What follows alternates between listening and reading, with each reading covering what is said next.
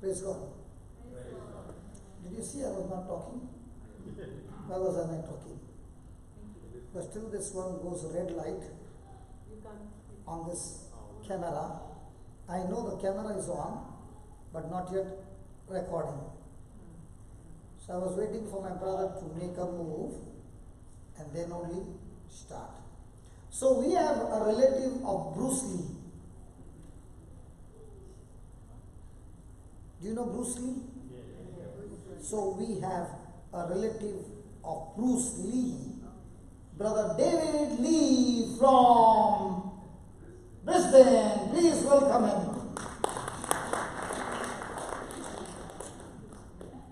He is a close relative of Bruce Lee. So he is David Lee. Hello, brother. So, praise God, brother. Thank you very much. So, David Lee has a wife. Her name is? Mary. So, Mary was watching what was happening. And when you came here, your name? Genevieve. And the other sister? Candy. Okay. She was opening the deaf ear. Mary was telling to David Lee, go.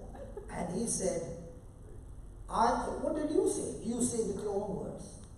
I said, I don't have to go. Yes, tell more. Because she always complained, I'm half deaf. She is, when I call you, you can't hear anything. You know, I said, I'm really half deaf because I went to the ear test. I can't hear half of the things. Which was sometimes good because when she nags, I can't hear. So she was egging me on. One minute. Sister Mary, please, can you come here? No. Let him talk in front of her. No? I understand he comes from the family of Bruce Lee. Yeah. So you don't be scared, okay? Yeah. What is he saying? That his ears, he was half deaf? Yes. Yes. Okay. Then why did he push him?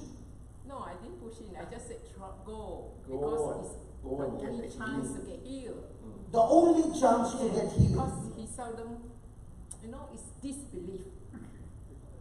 Okay, then what did you say to her? I said, I don't have to go. I said, so what I did was I sat there and I said, Lord, if you're going to heal me, I believe you. And I started. And let me ask you, when that lady was speaking words, did you keep your mouth shut and kept on hearing? What happens is, I said, I believe after talking, we determine certain things. So I put the thing into my nose, and I started, and then suddenly I hear my 2 ears pop, and everything became so loud. And when we were in the lounge, it was so noisy, I couldn't stand it. It was so noisy. So I had to come out. So I told Cloud, I said, Cloud, I can't stand the room anymore. It was so noisy. And before that, everything was so peaceful and so quiet. Because I couldn't hear a lot of noise. And suddenly everything became so noisy. Okay, I understand. It's a good news. Can you all stretch your hand and pray that it doesn't go out of the house? So praise the Lord. Because now the wife will be too noisy. I have to run to another room to lock the door. Okay. Do you know why I called you? The reason is, even though the wife said, go, this is the time, Hume said, with all that is teaching, I'm going to stick to the teaching. And when that lady was praying for the other lady, you were watching and saying, if God is going to do it to her, that same faith I can do, sitting on my seat, I don't need to go. I don't need to go. I believe in that. That's a warrior, a soldier who I says, sit there, I believe in other words, you're saying, if she is using somebody to kill her problem, I will kill myself. I will kill myself. Now I'm sure you are from the Bruce Lee family. So you are David Lee from the family of Bruce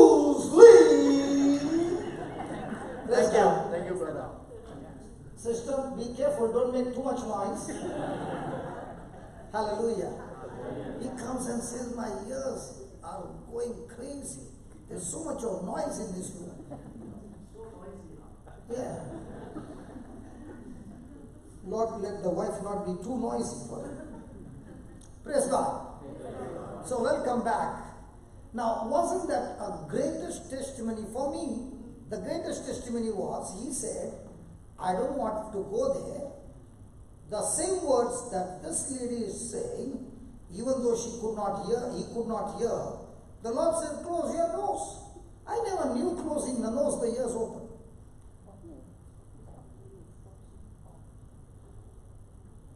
If it would open, the doctor would do to every person who is deaf. But the Lord opened his ears by the power of his words. So can you please write down all that we learned in the morning? Please. Because when you write, these are not just writing notes, these are truths. These are truths. And tomorrow's topic, if you come tomorrow, I'm going to teach you how to have a warfare where your loved one has left home, or your loved one is in some addiction, or your loved one is living an extremely bad life, or your loved one is not coming to church, has got nothing to do with God. How you can use the tool from the Bible and get your loved one back into the kingdom of God. So please don't miss tomorrow. My brother Vivek at the end will give you where we are tomorrow. Praise God. Okay. Write down.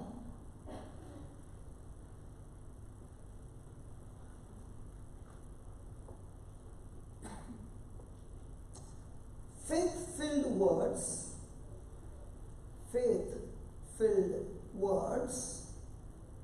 will put me over. Faith-filled words will put me over. Faith-filled words will put me over or will make me victorious.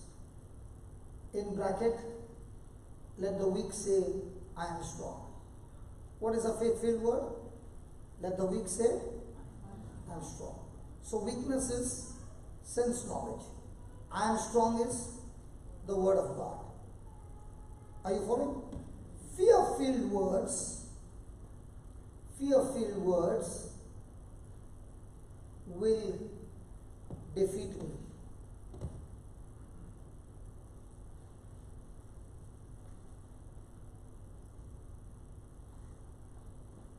Words are the most powerful things. Words are the most powerful things in the universe.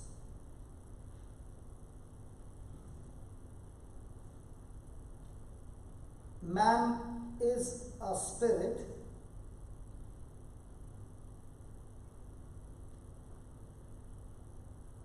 very capable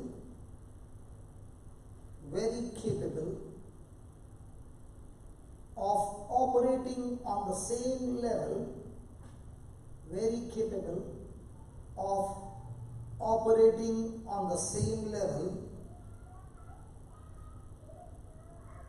of faith, as God does.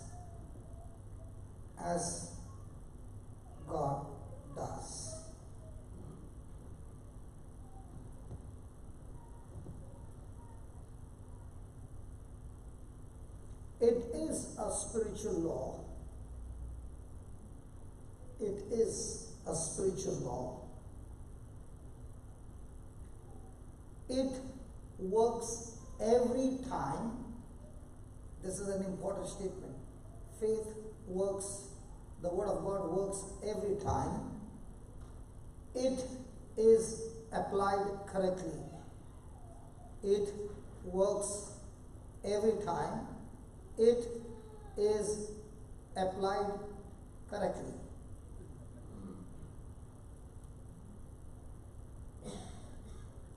God never does anything never does anything without saying it first. God never does anything without saying it first.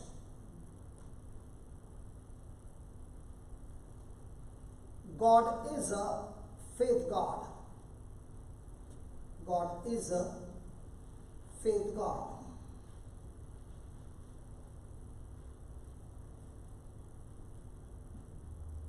God released his faith. God released his faith. God released or activated his faith. God released or activated his faith in words. In words.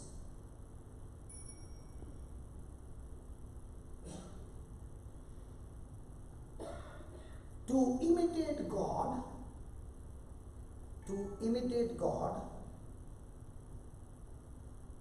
we must talk like him. To imitate God, we must talk like him and act like him.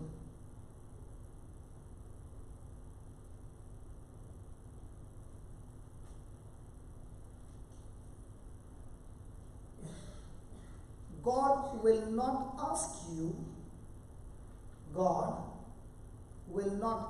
you to do something. God will not ask you to do something that you are not capable, of doing.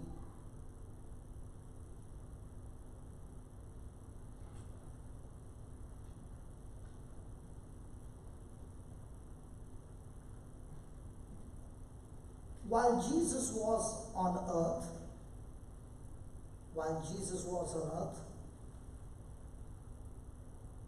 Jesus spoke to the wind. While Jesus was on the earth, Jesus spoke to the wind and sea. He spoke to the fig tree.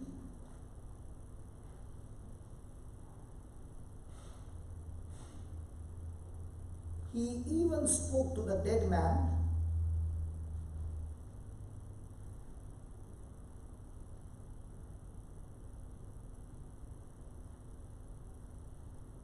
The wind, sea, tree, demons, and even the dead were obedient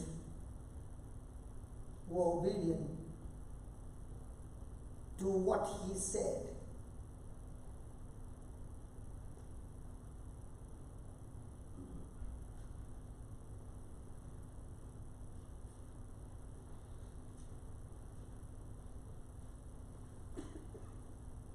We set faith in motion. We set faith in motion by the words of our mouth.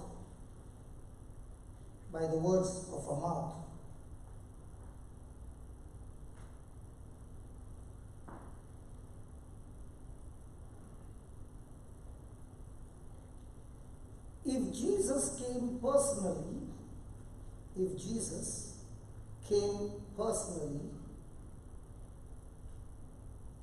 and said, from this day forward,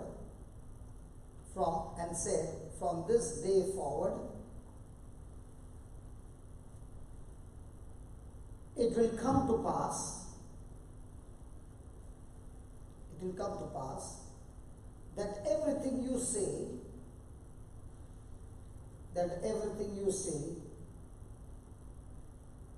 will happen,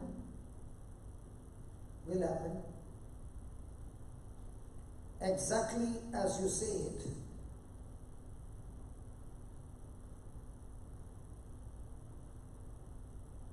will you change your words?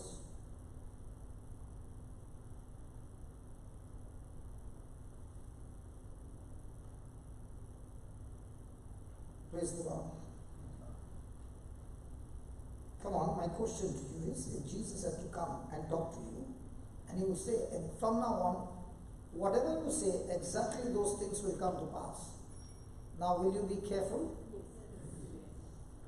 Would you like to speak all those negative things that you were speaking? No.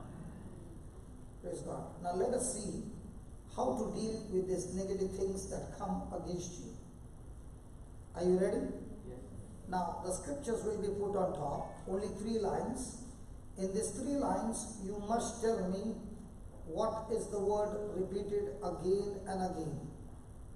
Because if you don't identify that word is the cause of so much of destruction in your life. And Jesus wants to teach us how to deal with it and how to learn to kill it. Are you ready? Yes. From the Gospel of Mark, chapter 11, verse number 12. From the Gospel of Mark, chapter 11, verse 12. Has it come? Yes. Let's read it. And on the morrow, when they were come from Bethany, Jesus was hungry. And seeing a fig tree afar off, having leaves, he came to it, if I might find anything thereon. And when he came to it, he found nothing but leaves, for the time of figs was not yet. And Jesus answered and said to it, No man eat fruit of you hereafter forever. And his disciples heard it. Go to verse number 12, please, brother.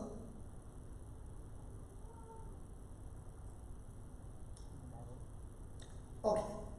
Now, what was the word repeated again and again? Yeah. No. Keep there. I told him on purpose. He knows. He and I understand better. Yeah, Brother Daniel, thank you. You understand what I want to teach. We come from the same category. Yes. Brother Linus, you are very simple. Okay, what was the word repeated?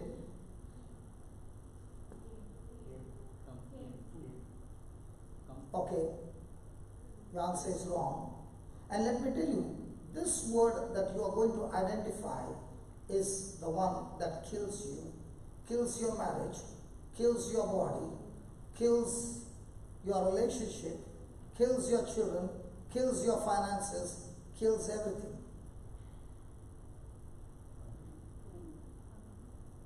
Hungry? I'm not talking from this scripture. I'm talking about the 3 scriptures that we read. Okay, now you watch and I'm going to read it again. And this time I'll tell you, everyone will give me the right answer. Are you ready? The same scriptures, but the reading is different. When on the morrow, when they were come from Bethany, Jesus was hungry. Then, and seeing a fig tree afar off, having leaves, he came, if he might find anything there on it. And when he came to it, he found nothing but leaves, for the time of figs was not yet. Jesus answered and said to it, No man eat fruit of you hereafter forever. And his disciples heard it. Now, is the word it repeated again and again? Now, you will say, how can it kill my marriage? How can it kill my finances? What is it? What is it?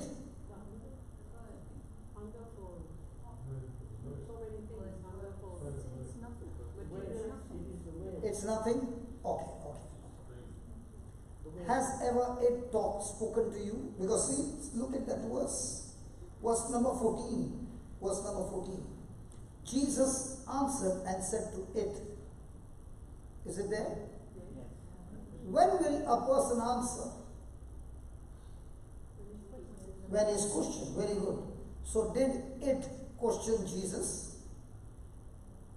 Yes. And who is that it in this parable, in this passage?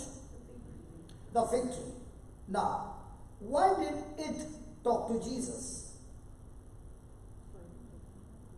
Did Jesus go to it? Yes. Was he hungry? Yes. And when he went to it, was there any fruit? No. So, why was there no fruit? Well, now question, was it a fruit-bearing tree or not fruit-bearing tree? It was a fruit-bearing tree. And what was the name of that it? Fig tree, fig tree, fig tree. Now, when he went to that it to find fruit, did he find fruit? No. Why not? Because it was not the season. Very good. All the answers are right. All the answers are right. Now, would you go to find fruit in a it when it is not the season for fruit? No. But did Jesus go? Yes. So that means you are smarter than Jesus. No. Then why did Jesus go? He knew what? Sequeira.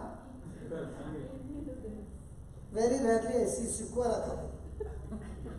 So for me, the fig tree was actually on the way. oh, if it is on the way, then Jesus spoke to it.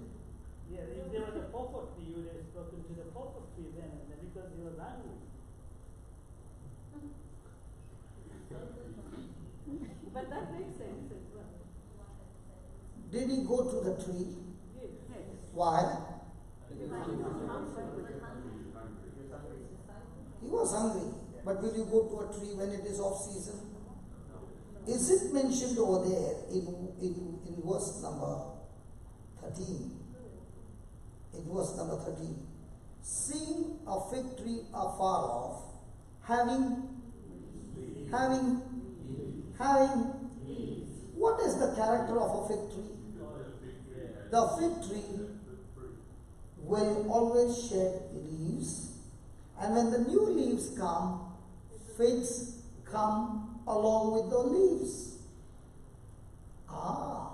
So when he saw the leaves, should there be figs? Yes. Now, is he the creator? Yes. Has he created that tree? Yes. Has he given that tree a character? Yes. Is it supposed to produce fruit and leaves together? Yes. Did it produce the fruit? No. Did it produce the leaves? Now, are the leaves for the tree or for others? Leaves. Leaves are for the tree. And what about the fruit? So was this a selfish tree or a selfless tree? Selfish tree. Now, when he went to the tree and he found no fruit, did the tree talk to him?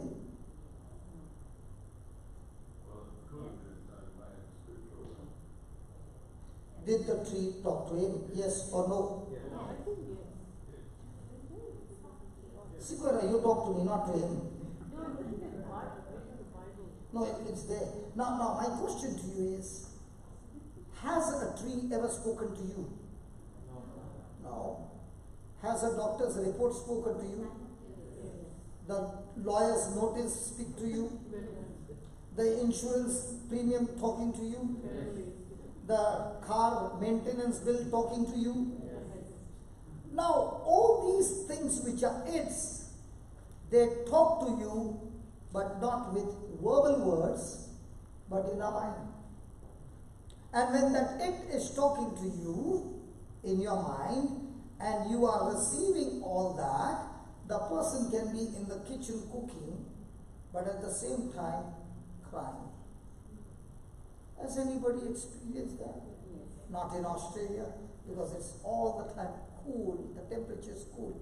But in India, we have summer most of the time. So it's very hot. So when it is hot, this also is hot. Okay, so did sisters, Cheryl, has it ever spoken to you? Many a times. So you are in the kitchen cooking. Nobody is there in the house, but it is talking to you because some incident happened. And that incident is going on talking to you, and you cannot bear it. And now nobody talking to you, but tears are rolling down. Possible? Have you experienced that? And when the tears are rolling down and you're cooking, what do?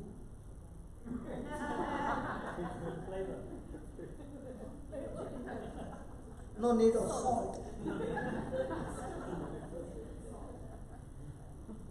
When that it talks to you over and over again, that's the time the person is called that he is in depression.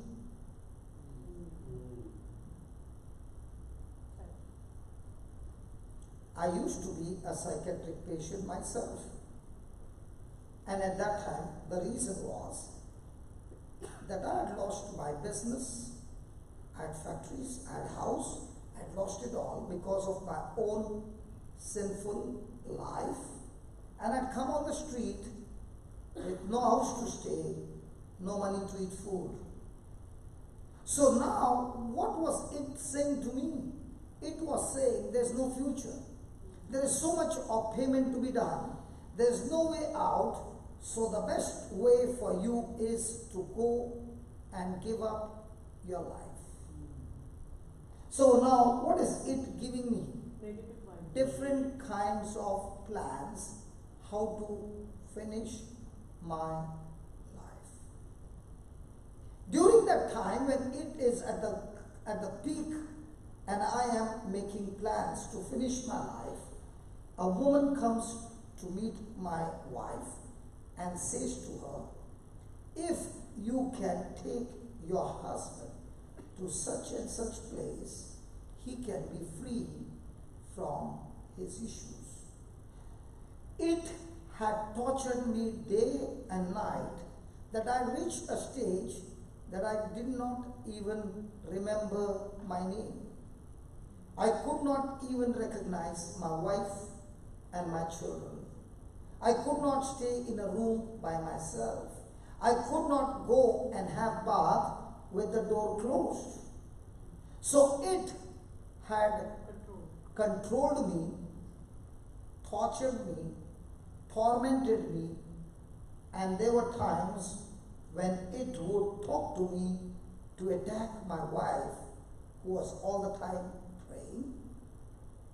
And a time came when I took a knife and I stabbed her more than about 200 times, and I fainted, and it was only then she showed me the knife with which I tried to stab her. I actually stabbed her, believing it was she, but my mind said it is she, but I was stabbing the wall instead of her. Others by now, others I would have been in the prison for killing my wife and children. What I'm trying to say is, it had complete control over my mind. Now I was like a two-person. Sometime I would sit and cry and call out to my wife to help me, and sometime I would become a monster and break everything around me. If anybody would come close, I would see to it that I would take a bite on that person and not leave that bite till the person bleeds. So on one side, I would be a human being, and suddenly I would change into an animal, uncontrollable. That was my life. And that is when I was brought to church. You came to church. I did not come to church. I was brought to church in a situation like this. And I had demonic problems, and I would shake my head this way the whole day. Now, when I was brought to church, this priest was celebrating the Eucharist, and after the Mass, there were people on whom he used to lay hands.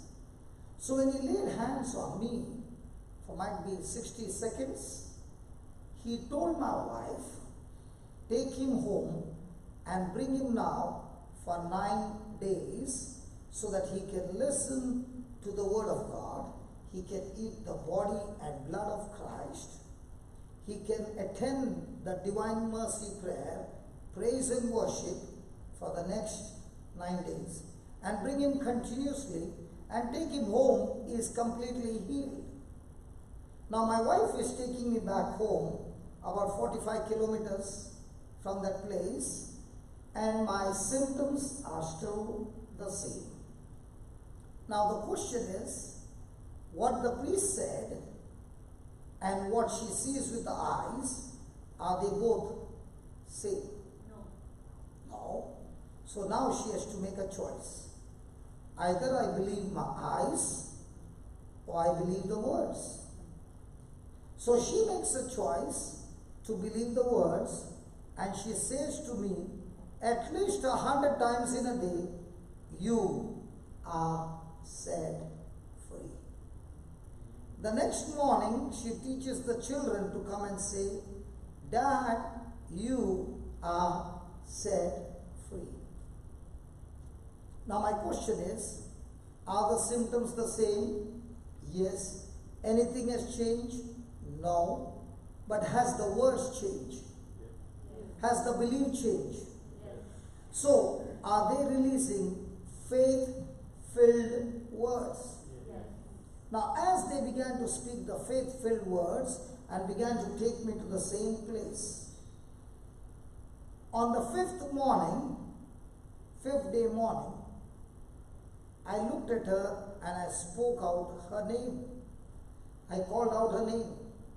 So she brought the children and said, who are these? And I said, these are our children. What are the names? So I spoke the names.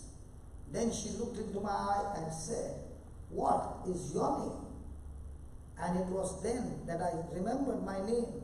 And I said, my name is Johnson. That happened on the 5th day. By the 9th day, I was back to normal. But in these 9 days, she began to explain to me how the priest had told her that I am free, and how the symptoms were still there. So my question to you is, did she speak what it was talking, or did she speak what God was talking? Now my symptoms for her is what? It. Because when the priest said, take him home, he's set free. And she's put me in a rickshaw and she's taking me home. Now when she's taking me home, are those symptoms going to talk to her and say, hey, nothing happened, it's still the same? Yes. So did she agree to it? No. Or she answered it? Yes. Now in the same way, when it is talking to you, are you answering that it with faith-filled words or fear-filled words? Well, let's be honest here. When you got a very bad report, when somebody hurt you, everything is going crazy in your life, your children are talking wrong things, insulting you, left you. At that time, is it talking to you? Yes. Are you talking to that it?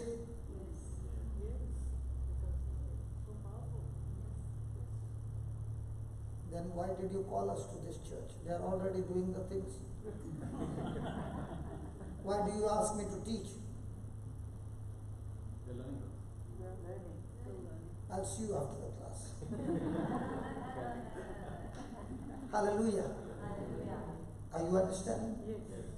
When it is talking to you, Jesus is saying, don't keep your mouth shut. The moment it talks to you, now remember, it does not talk to you with verbal words. It talks to you in your thoughts. And those thoughts are talking to you for one reason. The thoughts want you to open your mouth and speak out of your mouth fear-filled words. Speak out of your mouth negative words. Speak out of your mouth your failures, your pain, your sorrow. And as long as you do that, it can torture you and kill you. Is that clear? So when Jesus spoke to that it, what did he speak? He just spoke a negative word and said, no man shall eat of your fruit hereafter. Now, did he speak it softly or did he speak it loudly? He spoke loudly. Now, why did he speak loudly? So that his disciples can hear it. So, whenever you are talking to it, you speak so loudly with confidence that your faith gets activated. Now, when I came this morning, what did I say? I've come to kill. Did we have some killing? Did we see some killing? And some of the killers, they said, I don't have to come here. I come from the Bruce Lee family. I can sit where I am, praise God, and still kill it. How many years you suffered, brother David? The wife knows how many years, but he doesn't know. How much? 20 over years, she's saying. Over 20 years. Over 20 years? He's 1 year has got a hole. Come here. David Lee, come here. Come here. 1 year with a hole. 1 year with a hole. Your hole in the eardrum. And every doctor will say, when there's a hole in the eardrum, the person will not be able to hear. So now we will create the drum new. Yep. And then you can have break drums. Then I can swim. Now I cannot swim. Now you cannot swim because the water goes in. Yep. Yeah. So we will fix up the Eardrum. eardrum. Yep. Anybody ready for the surgery? You are not here yet. Give them a chance. Come here. You know, when I used to have Bible class, we used to have fights. Every student would say, I want a chance, I want a chance. It is only in Australia people are so shy. Or they are saying, oh, this I'm practicing, what is so new? Have you ever done surgery like this? Have you been to the ENT any time? No. Now, when you go to the doctor, especially to an ENT, and say, I used my finger and recreated the eardrum, what do you think he'll say? Not talking nonsense. He might put you in a psychiatric ward. Okay. This one, right? Yeah. Put your finger there.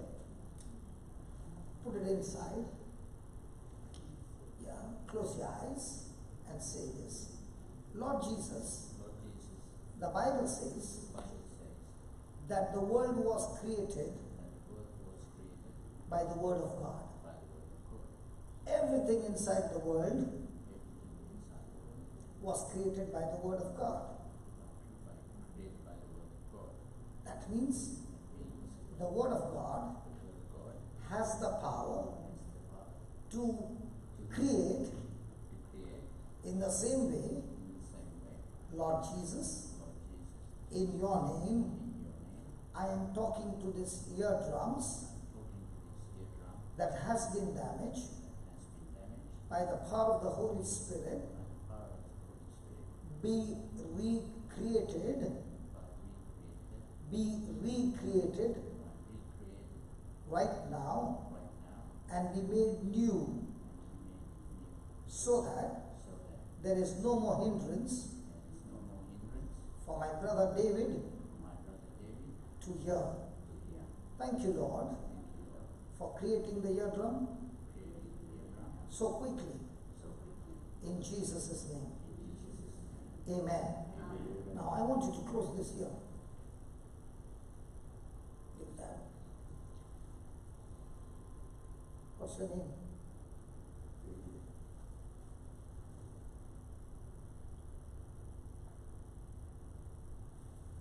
What's your wife's name? Mary. Can you ask something from there, Russell? How long have you had this problem?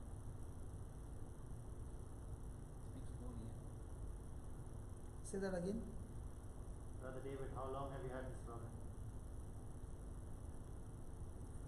You heard that? Very faintly. Say that slowly. Brother David, how long have you had this problem? Many years since childhood. Since childhood. Amen. Now, okay. A person who has a hole in the eardrum is 100% deaf. And if you could hear, congratulations, it just got recreated. Amen.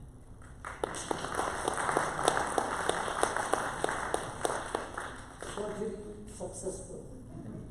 And what was the tool? Faith. And the finger. Was the finger? The finger. No. The finger has got nothing to do. It is the word.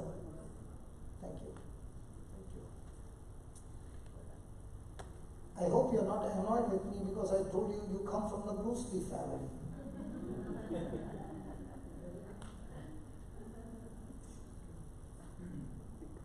Is it making sense? Okay, now let us see what happened the next day. What happened the next day? Verse 20. And in the morning, as they were passed by, they, not Jesus, they saw the fig tree dried up from the roots. If a tree dries up, does it dry up from the top or from the root? From the top it dies first and it comes down to the root. But this tree died from where? From the root. And Peter, calling to remembrance, said unto him, Master, behold, the fig tree which you cursed is withered away. Now, when Peter saw the tree dried up from the root, was he excited? Yeah. Did he ask Jesus? Did he ask Jesus or did he say to Jesus?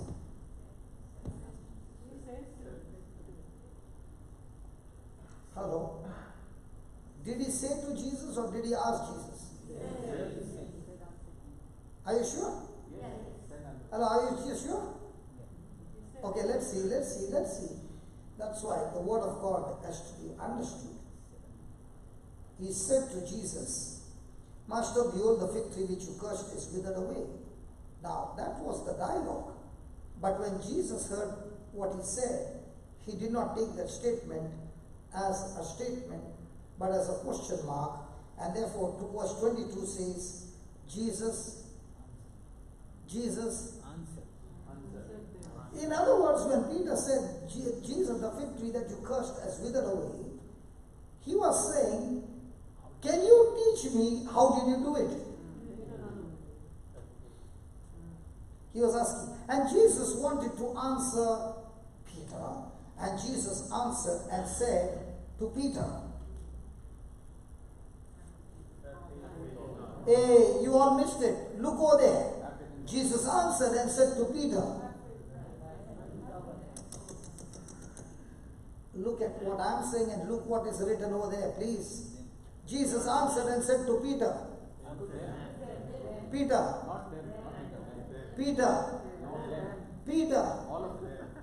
You know, when I read that, them, I jumped out of my seat when the Lord showed me the word them. He did not show me Peter. He said, I never spoke to Peter. I spoke to them. If Jesus had to speak to Peter, then this power would be only with the Pope. When he said them, I said, wow, I'm included.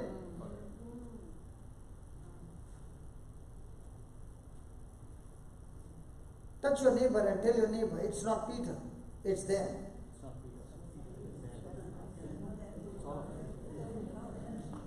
Is it for everyone?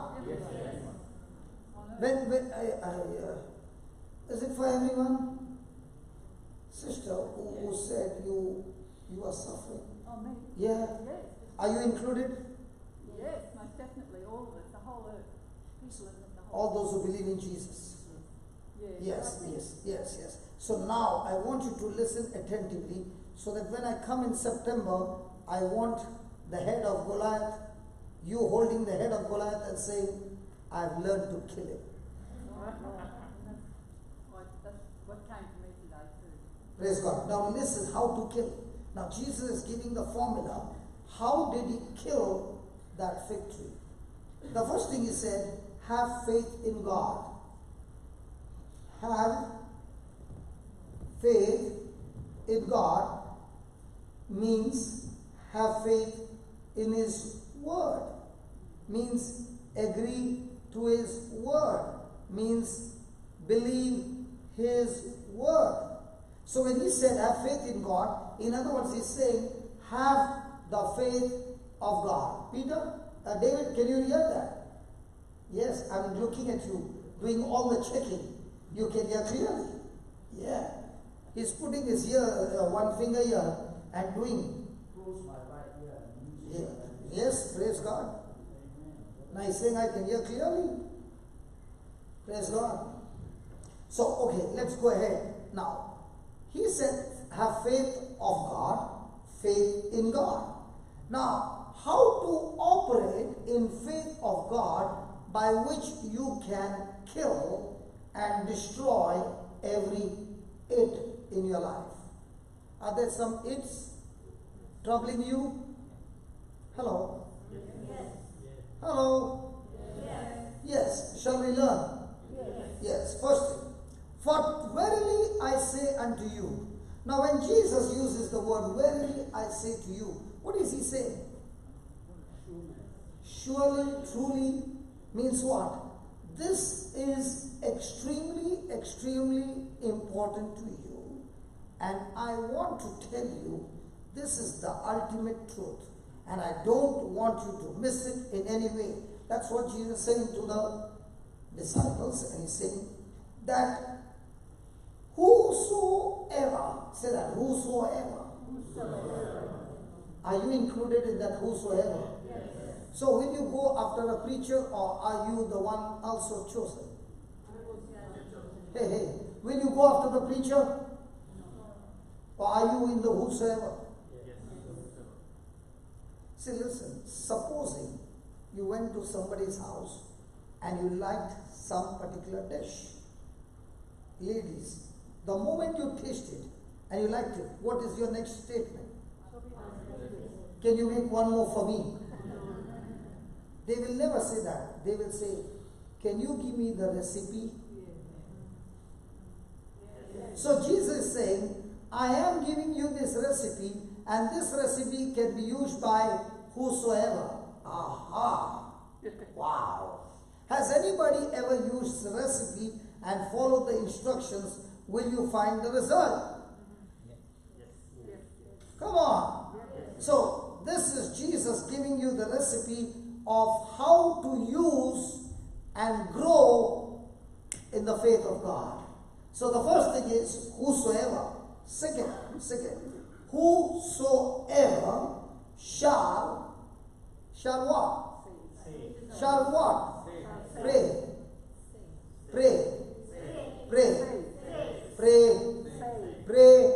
Look over there and answer me, pray. Look over there and answer me. Please look over there, pay attention. Pray.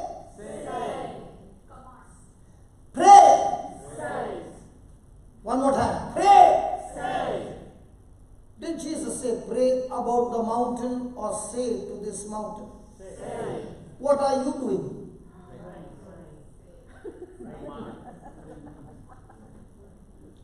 Jesus told his disciples, if you want to kill that it, don't go to my Father and talk about the it as if he doesn't know. He knows it all. You are following a wrong system.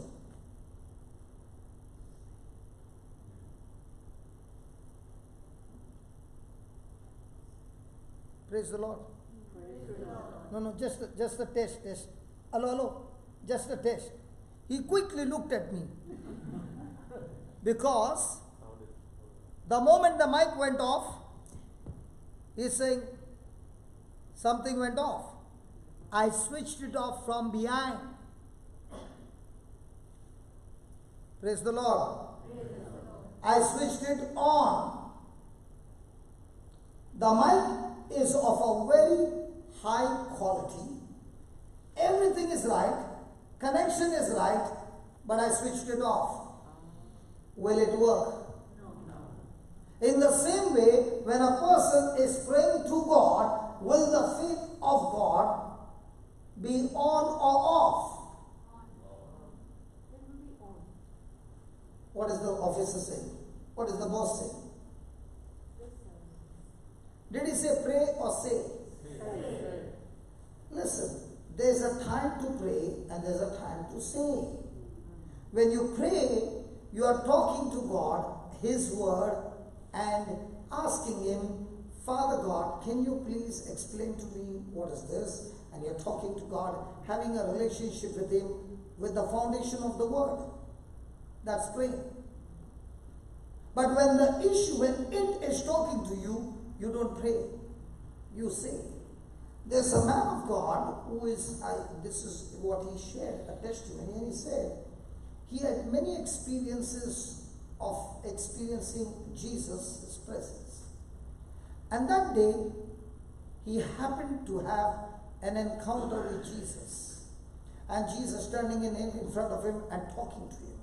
And a demon was there, interfering and screaming in between. So he kept asking Jesus, and Jesus kept speaking, and this demon was going on talking. It went on for 10 minutes, and this demon would not allow him to hear what Jesus was saying. And he began to wonder, why is Jesus not stopping him? And Jesus continued to talk, and he said, I can't hear, this fellow is irritating. But Jesus did not bother, he kept on speaking and speaking. This man got so annoyed, he looked at the demon and said, in the name of Jesus, get out of here and don't you disturb me. And the demon went. When everything was over, he again began to speak to Jesus. And you know what Jesus said? Jesus said to him, I'm so glad you did it. Because what you did, I can't do it. What's the meaning?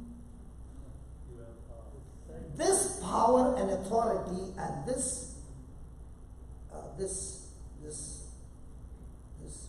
job or this system I have given to you, and therefore I can't do it. You have to do it. Let me show you. Some of you are looking at me and you say, oh my God, what is he talking about? Are you staying in Australia? Yes. Are you a citizen of Australia? Yes. Do you have Australian laws or Indian laws here? Why not Indian? Now you started laughing, isn't it? In the same way Jesus is laughing from the other side. And he's saying, so many times I've told them, but yet they don't follow what I say.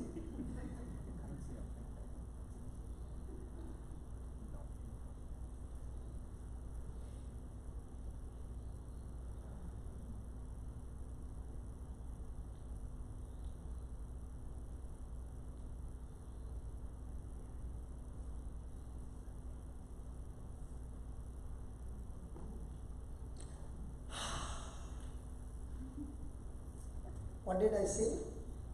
This is the system of the kingdom that Jesus told this man, I'm so glad that you did it because I can't do it.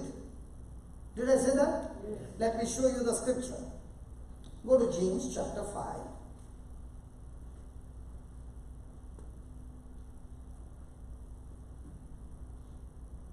And verse number 7.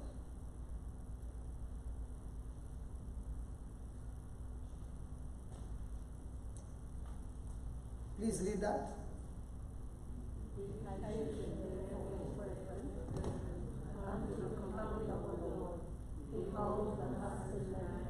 Oh, sorry, 4:7. I'm sorry.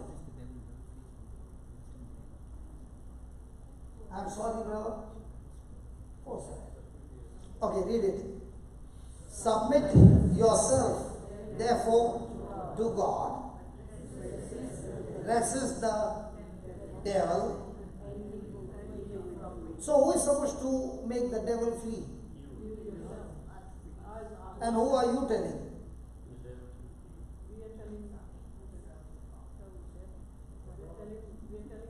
You know how the Lord taught me. He said, anybody from India before? Wow, so many are there. Thank God. They will understand. Australians will not understand because you don't have stray dogs.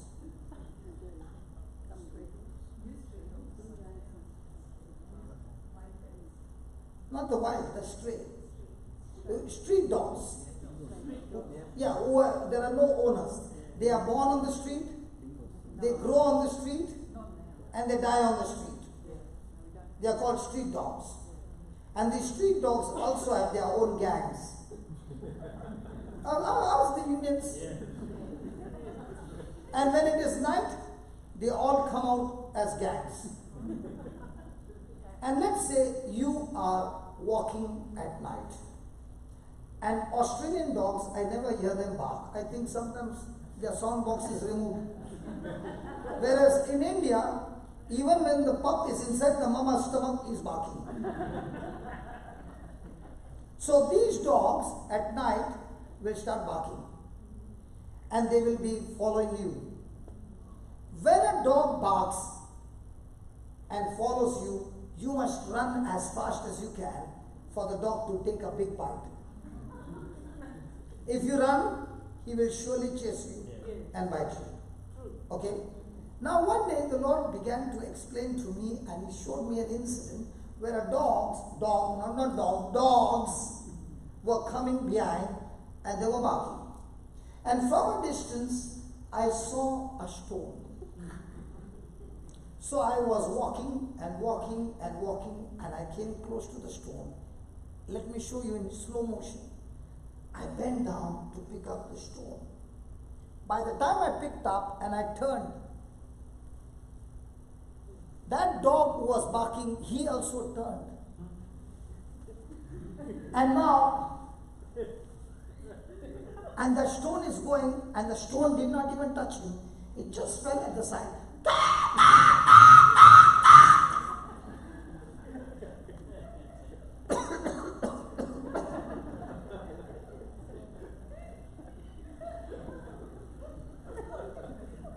From India, do you understand what I said? Hello? The Australians won't understand. Because they have never experienced that. But many of you have experienced it. Do you understand? So when you submit yourself to God, means what? The stone that you have picked up is the Word of God. And now, with that Word of God, you are firing that Word out of your mouth. And the devil who has been attacking you in your mind, when he hears you speak the Word of God, you are resisting every negative thought that is trying to gain entry in your mind. And when a person is using the Word of God, the devil flees from you. So who is going to make the devil run? So who is going to make that cancer run? So who is going to be the killer? The cancer, the killer, or you kill the cancer? But if you don't pick up the stone and you start running with fright, now, not one, everyone will have their bite on you. I should make a video of that. A dog barking, and tell the person just take the video, and me throwing the stone, and the stone not touching the body, and the dog screaming.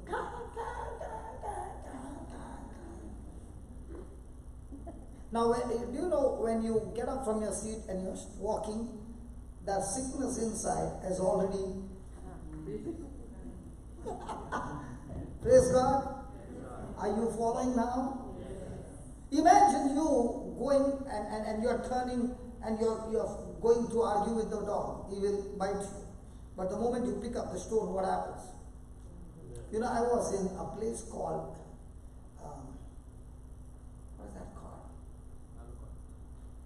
in Tamil Nadu, okay? Trichy, okay? And there was this sweet lady who was taking me to pray over the sick people. And in one of the gate it was written, "Be aware of dogs." Okay, so I looked from the gate. There was a big fellow. So she said, "Brother, don't go inside." I said, "I'm not scared of dogs. Come on, let's go." She said, "I'm not coming." I said, "You stay behind me. If he comes, he bites me first, right? Come on." And the big fellow started barking, and we walked in, and we went to the door. He did not come, and we were close. Praise God, we went inside, we finished the preaching, and the owner said, "Listen, be careful of the dog." I said, "I'm not scared of the dog. Come on, let's go." And we went out. And this lady said, "How come you're so brave?" I said, "I'm brave because I understand that the word of God is in me. No, what if the dog had come and bite you?" I said, "How can he come? He was chained."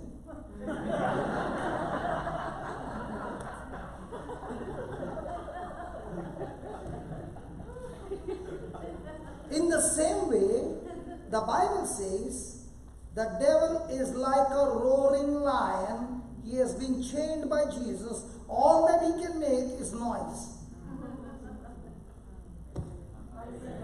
And when he makes that noise, many of the people get scared. And when you give him fear, that's the time you are giving him power to torture you to death. You are giving the negative word out of your mouth, and that word is coming to kill you. Hallelujah. Hallelujah. I'll never forget that scene. And she said, "Oh, hallelujah. Thank you, Jesus." So, whosoever shall say or pray. So from now on, are you going to pray about your sickness or talk to your sickness? Did you ever hear in the Bible, the early church, when they were sick, people were praying for the sick? Where it is recorded? There is a scripture where they laid that person down from the roof. And they prayed for him? No, they just left it in front of the Lord. Yeah, and rebuked the spirit of death. They rebuked. See, in the book of James, the Bible says, if there is anyone sick among you, let them call the elders, and the elders will anoint it with oil. Then what does he say? The prayer of faith, which is effective, will heal the person. What is a prayer of faith? The prayer of faith is when you talk to the sickness. That's why the early church did not pray for the sick.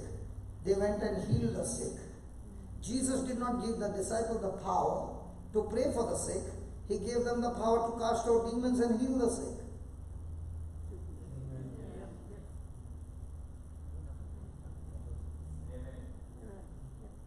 Hello? What are you doing? Are you following his command or are you following somebody else's command? Sequeira, you don't seem to be comfortable with the teaching. No, I'm listening to you. No, you're listening, but something else is talking to you. Yeah, I know that. It is talking to you. Tell me, what does it say? I can smell that it. Tell me what that it is saying. I know and I know. I was just deep in your thoughts of what you were saying. And as you asked people, what are you all doing? And I kept saying, I'm saying. Sure? Yeah. Good. Because I know if this soldier comes to know the truth, I'm talking to you in front of everybody. The day this soldier comes to know the truth, this soldier is not going to spare it anymore. This soldier is going to go everywhere to kill that it.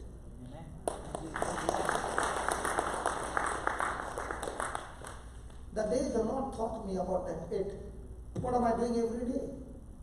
Teaching others biblically with scriptures and demonstrating how you can kill the it. And that's why Jesus said, whosoever shall say to the mountain or this mountain, Read it. It's not the mountain, this mountain. In other words, Jesus is saying, this is a fig tree, right? On a mountain, how many trees are there? He's saying your word has got power that putting all those trees together, you can destroy them all.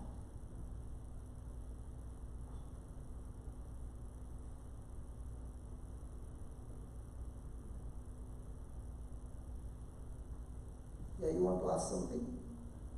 Yeah, please. Just see that I get.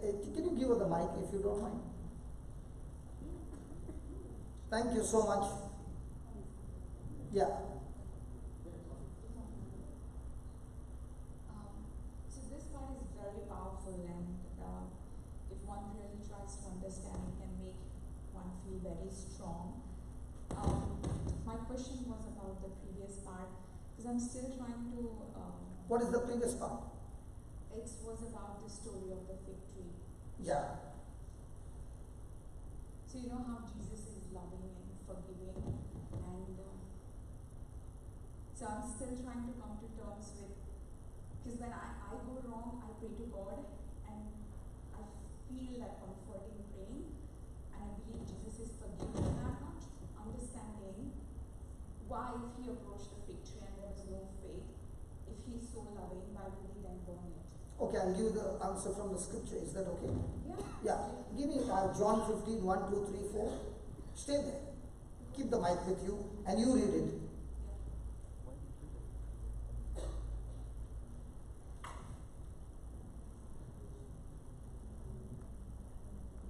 Even I had the same question. And he told me this answer.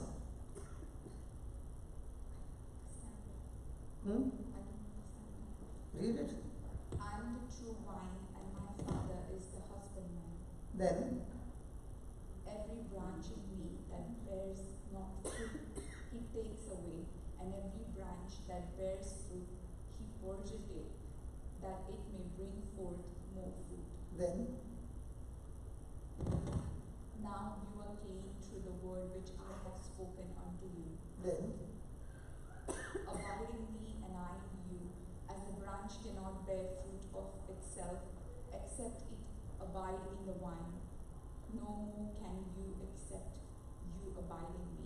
then, I am the vine, and you are the branches. He that abides in me, and I in him, the same brings forth much fruit. then, For without me you can do nothing. then, If a man not abide not in me, he is cast forth as a branch, and is withered, and men gather them, and cast them into the fire, and they are burnt. is it clear? Kind, yeah, I'm getting it. We are all the branches, right? Has Jesus given us his life? Yes. Are we supposed to be grafted in him? Yes. Are we supposed to produce the fruit? Yes. Yes. So the fruit is for you or for the kingdom or for others? Most of the time your mind is about who? So when you become a selfish branch producing no fruit, on that day the Father will say, I don't even know you.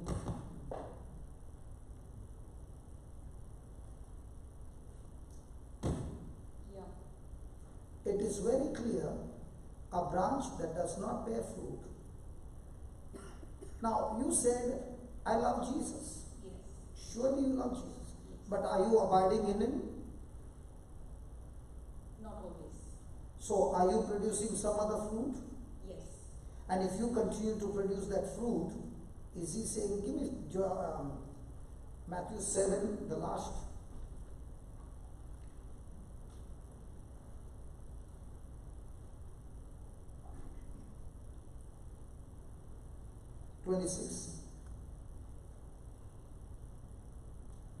Not 26, one minute.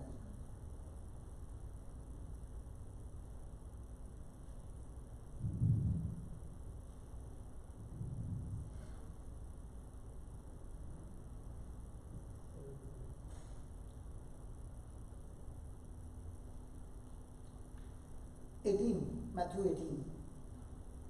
Thanks for the question, sister, because what you are speaking has opened up so many eyes. Give me 18.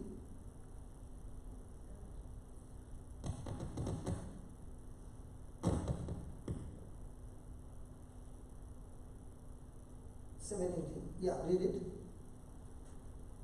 A good tree cannot bring forth evil fruit, neither can a corrupt tree bring forth good fruit. Then, Every tree that brings not forth good fruit is hewn down and cast into the fire. then, Wherefore by their fruits you shall know them. then, Not everyone that saith unto me, Lord, Lord, shall enter into the kingdom of heaven, but he that does the will of my Father which is in heaven. then, Many will say to me in that day, Lord, Lord, have we not prophesied in thy name, and in thy name have cast out devils, and in thy name done many wonderful works? And then will I profess unto them, I never knew you. please read that again. And then will I profess unto them, I never knew you. Depart from me, you that work iniquity. So just because I say, Lord, Lord, just because I preach, just because I heal, does that mean I abide in Christ? No.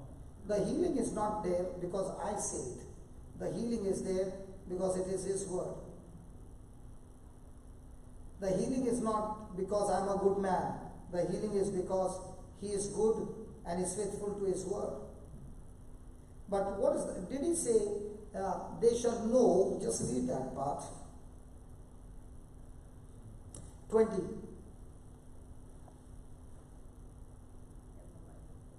Therefore, by their fruits you shall know them. did He say they shall know, the people will know by their gifts? Gift or fruit? Now what I am preaching now is not a fruit, it's a gift. Gifts are given freely. Fruits have to be sweated, labored, and produced. Most of the time, people get excited with what? Fruit or gift. Gifts. A man can have a wonderful gift that God has given, but that doesn't qualify him in the kingdom. What qualifies him is the fruit. And what's the fruit of the Spirit?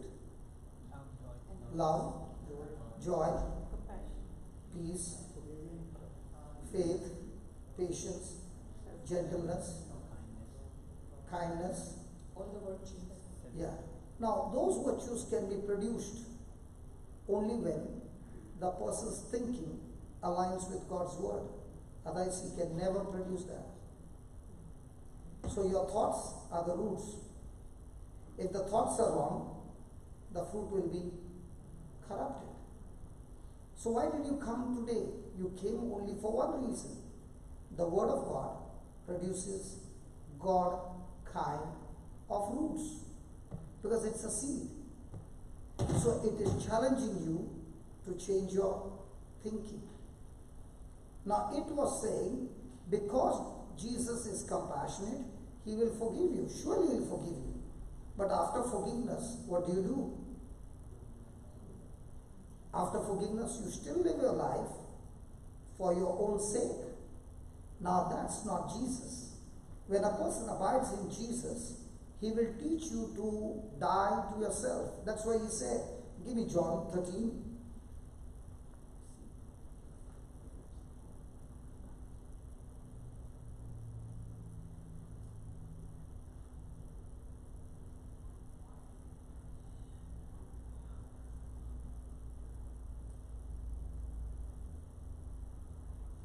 John 12.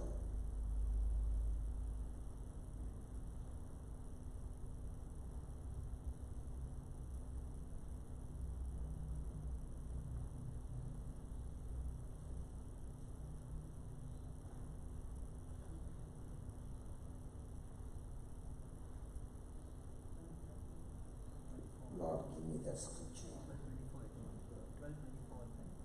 34? 24? I'm in the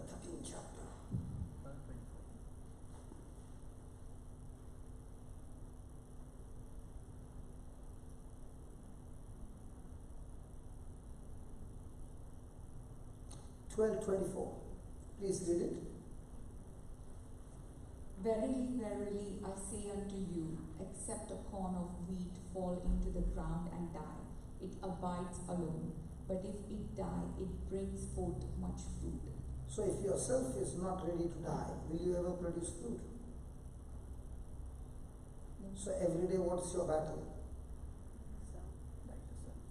To die to self and be alive to the word. Then, next one. He that loves his life shall lose it, and he that hates his life in this world shall keep it unto life eternal. Do you have life? Yes. Do you love your life? Yeah. You lose it. I love my life and I love people around me. You lose it. Read that again, please. 25. He that loves his life shall lose it.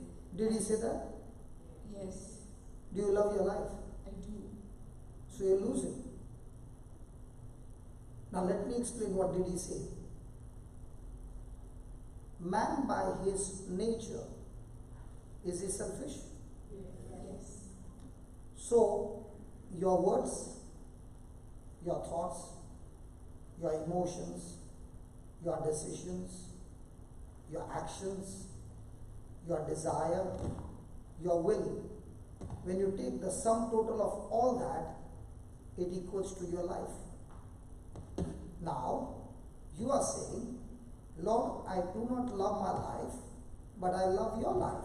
I hate my life. Means what? I hate the ungodly thoughts. I hate the pleasure of this world. I hate those negative emotions. And I'm ready to exchange that with yours. So, with my own choice, I crucify my words. I crucify my thoughts. I crucify my wrong decisions. I crucify my wrong actions. And I make your word my word. Your thoughts, my thoughts. Your desires, my thoughts, my desires. Now what did you do? You lost your life, and now you have received Jesus' life. So now when you have received Jesus' word and Jesus' life, you will keep that life for all eternity. And what about your life? Nailed on the cross. Now I'm the same person whom you see who is to be in gang fights. I'm the same person who is to be in the club. I used to be the same person living a very, very bad, sinful life. Now, when I was brought to church, I did not come to church. I was brought to church. The reason I was brought to church was not that I changed my life, but that my problem gets solved. So I got healed. Now, did I have the faith to get healed? No. He healed me because of his mercy. Because of my wife's faith. Not mine. Now, when I got saved, he gave me the freedom to choose. Now, I began to think, after all that filth done, he did not punish me, but let me free. Now, when he gave me the freedom, I had a choice to run back into the world and live my life. Now, I said to Lord, I'm willing to lose my life, and I'm willing to take your life. So I exchanged all that I was doing, I gave it to him, and he gave what was his to me. So I lost my life, and I found his life. And at that time, I did not know that I could bear this fruit. I did not know. But when this word came into me, and I began to submit to his word, that word submission helped me to resist the devil. So when I resisted the devil, the fruit began to come out. I never knew that I could love. I never knew that I could have peace, because I would break people's peace. Are you following?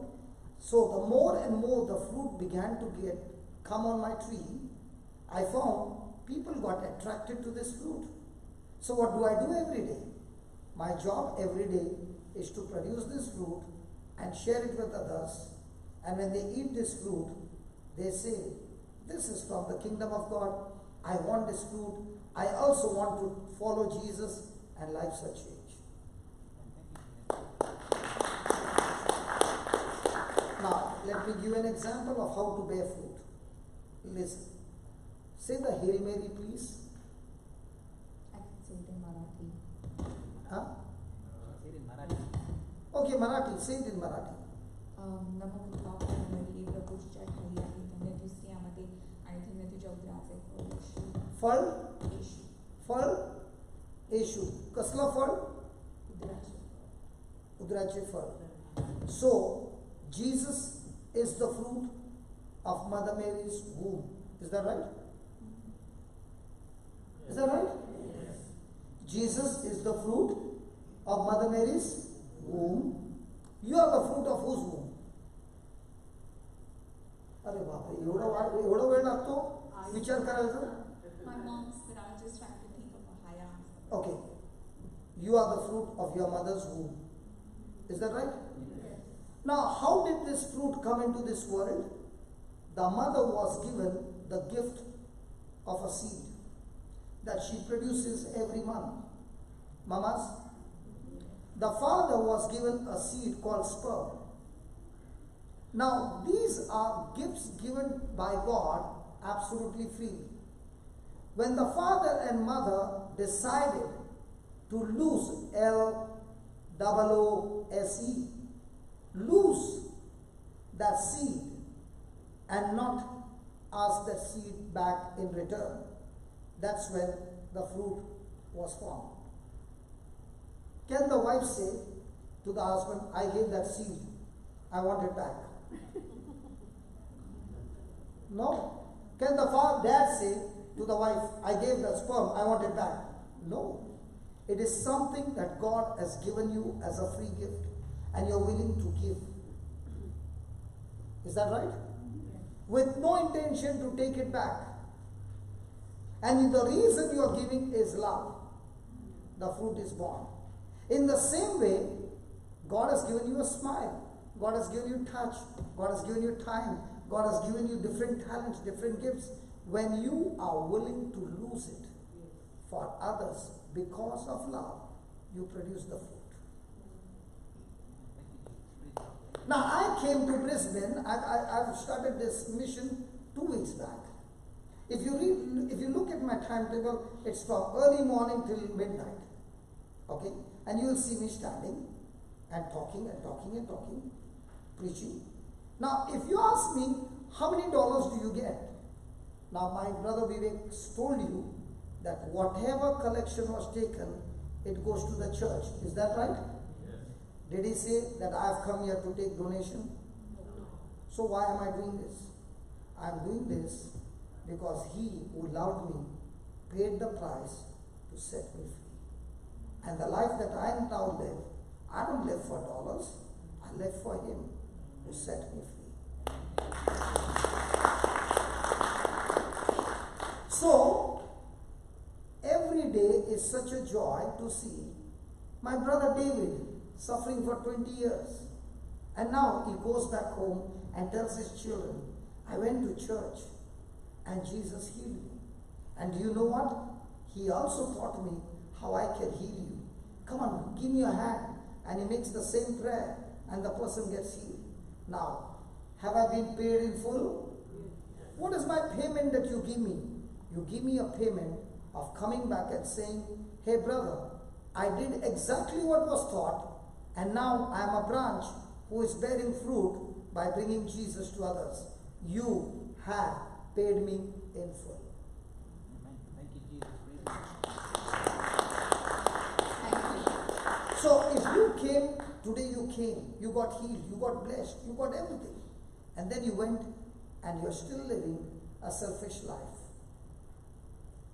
What about the resources that God gave you? I can't go where you are. You know so many people, I don't know. But I can teach you so that you as a branch can give them the fruit of love and change their life. God is not interested in dollars. God is interested in you bearing the fruit of love. Is that right? So And the greatest joy is when you come back after 3 or 4 months, you find people all going out, reaching out, and touching other people's life, and they are bearing fruit. Hey, you paid me in full, man. My sacrifice is not going wasted. I'm leaving my wife and my children back home and going on a tour. But when I go back and I hear that testimony, hey, in such and such church you came and I was suffering from cancer. And you know what? Cancer got killed. My children got their mother back. My children got their father back. What a joy.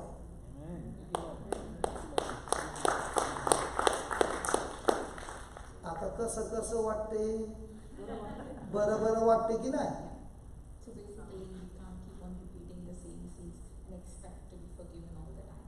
We have to change our ways. and you can't change your ways on your own strength. Again you will go wrong. Okay, let me give you said again and again I fall into the same sin. Let me give you an example. You went for a boat ride. Are there any sports boat? Water sports? Yes. Okay. So you came to me and you said, I want to have a boat ride. And I said, I will give you the key and the boat and you can take a big round and come. But I have not told you that boat is already programmed which direction to take and how to take. It is called as an autopilot. Are you following? So she is holding the steering. She is thinking she is driving, but it is on autopilot. She is enjoying, and then she is turning. The boat turns because she turned. The moment she leaves the steering, the boat goes back into the autopilot and is traveling. Are you following? So also it is our life. Sin is a virus that came through Adam's disobedience. It is on autopilot to take you back into sin. But a person who is all the time confessing the word of God, and that word became flesh, so your strength, you cannot come out of sin.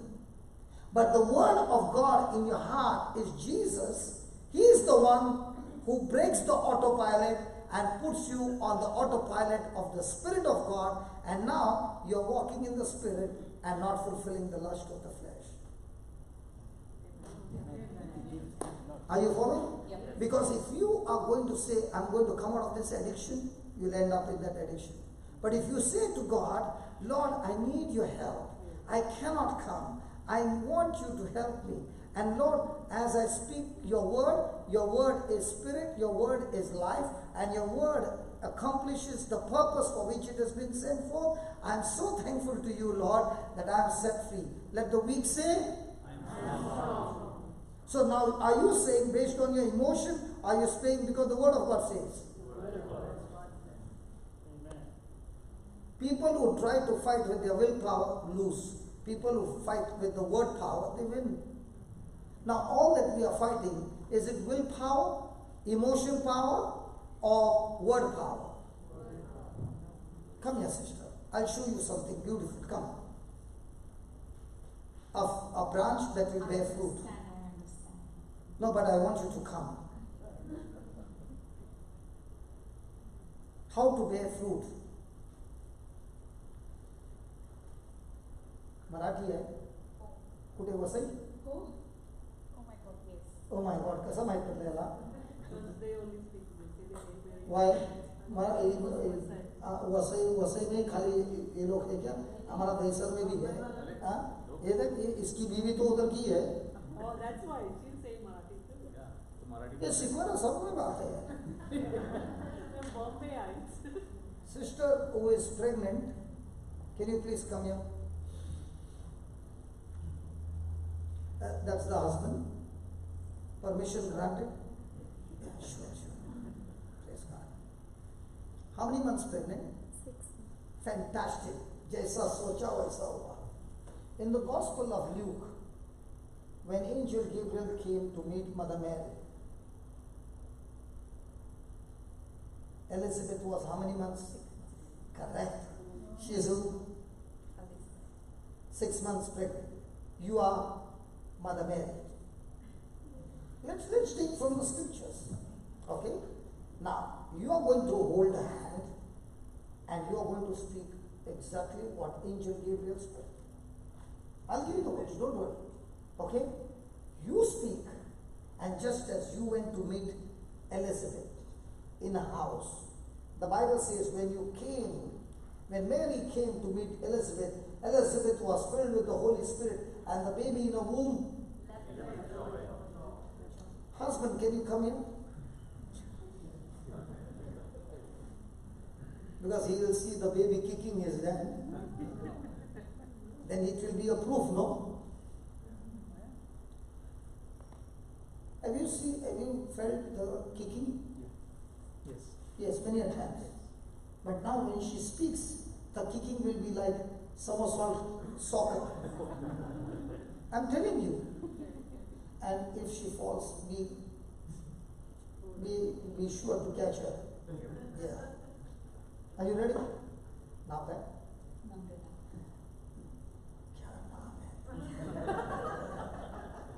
She is Namrata, means very, very humble, polite and humble. Praise God.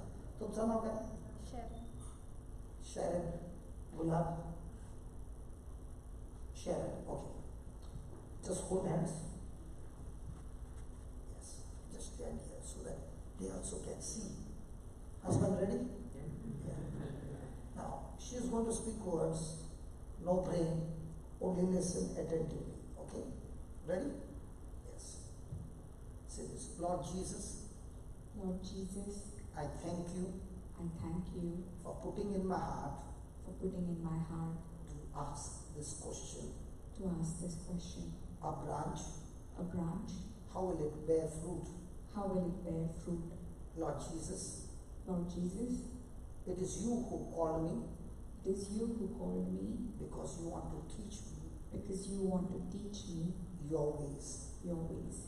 Lord Jesus, Lord Jesus, I believe the scripture I believe the scripture, and therefore and therefore I am enacting I am enacting what is written in the scripture. what is written in the scripture. Mother Mary came and met Elizabeth. Mother Mary came and met Elizabeth. She was already pregnant. She was already pregnant. Elizabeth was 6 months pregnant.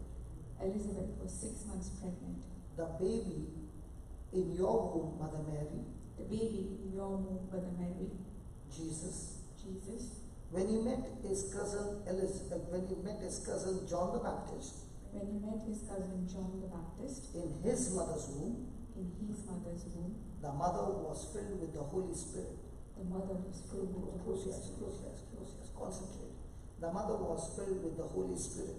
The mother was filled with the Holy Spirit.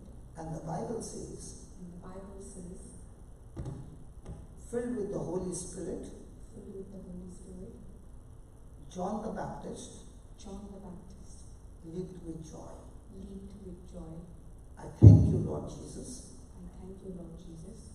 Right now, the baby in the womb of this mother The baby in the womb of this mother is anointed is anointed with the Holy Spirit with the Holy Spirit and jumping with joy. and jumping with joy. With joy. With joy. Lord, Lord, what happened on those days, what happened on those days it is happening right now is happening right now in our midst. in our midst. I thank you I thank you that this child is a special child, that this child is a special child, anointed by you, anointed by you. and this child is an evangelist This child is an evangelist who's going to bring blessing after blessing into this world. who is going to bring blessing after blessing in this world. I thank you for this anointing I thank you for this anointing. in Jesus' name. In Jesus' name. Amen. Amen. Can you tell me what's happened? The baby jumped. Sorry? The baby jumped before even she started speaking.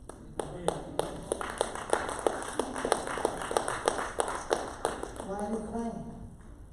Because I was told before, conceiving the child will be an evangelist, and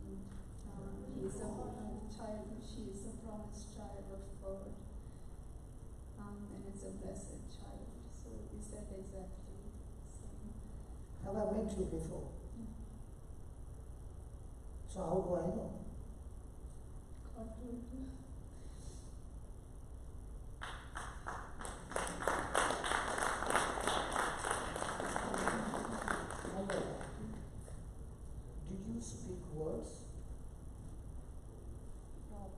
No, it is in the Bible. It means, did you speak words?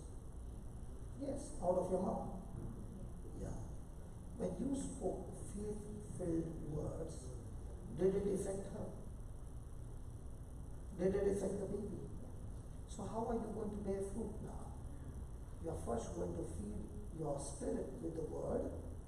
That word will change your life. And now you'll always think of how that I can use this life for others. So the more you serve others, not thinking about your benefit, you'll bear fruit. So now, are you going to do good? Yes. But are you going to do good with your ability? You can't do it. You can go up to this limit. But when you do it with the Word of God and the Spirit of God, the power is extreme. Okay? Come here, sister. Wait. You can go. Thank you, brother. Hold this. Yeah. Namrata. Now we are going to kill cancer. Are you ready?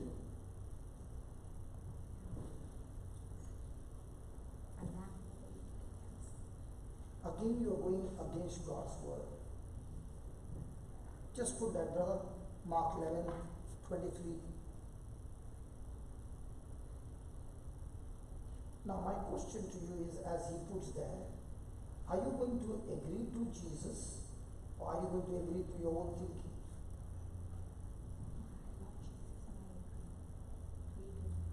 It's just some question. Okay. I'll give you an example. Let's say Jesus is in a running race, and it's a 400 meters relay. Do you know they take a baton and they run? Okay. So Jesus ran first, then the apostles ran, and somebody gave me the baton and I'm running. Okay? And I gave you the baton for you to run. And you refuse to run. Now, if you don't complete the race, will Jesus win? No. Are you following? So Jesus ran and gave that authority to his apostles. And he said, I finished my mission. I want you to carry on. They ran and they gave it to the next generation. And the next generation. Now you got the baton to run and touch other people. But you're saying, I don't feel like I'm worthy. Do you think any of us are worthy?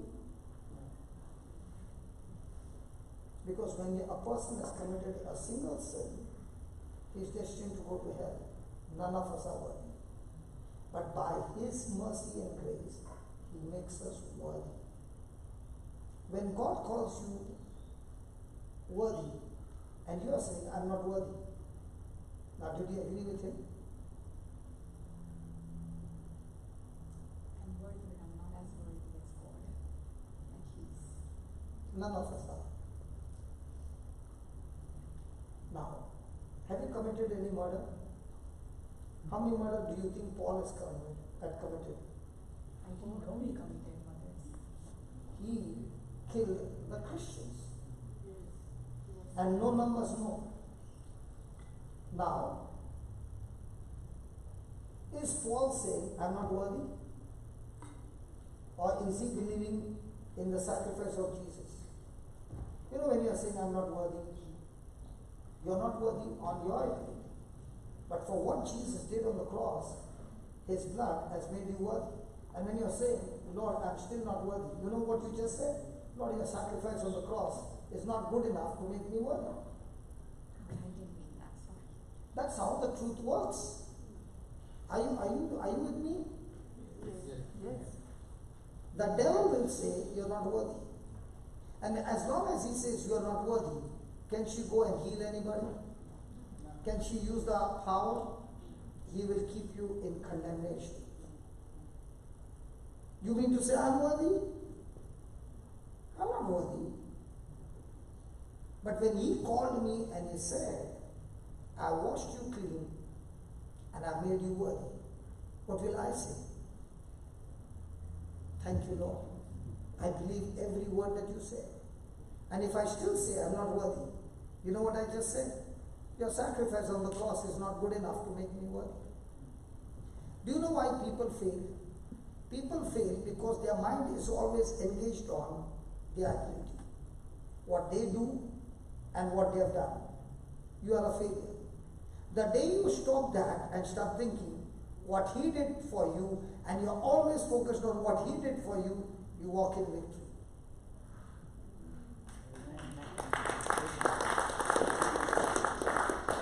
So every day you got to confess what he did, not what you did. When you did, now if I go and say, you know, Linus, I went there and I opened this and I opened this and you are in pride. But the moment you say, hey, I was not worthy, but he has made me worthy, he has called me, he has put his uniform, praise God. I think the battery is gone.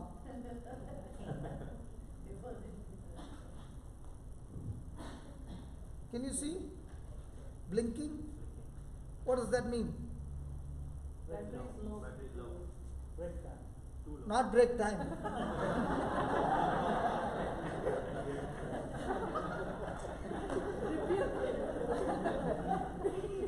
No, I want to get cured first. Romans 12:1 says no condemnation.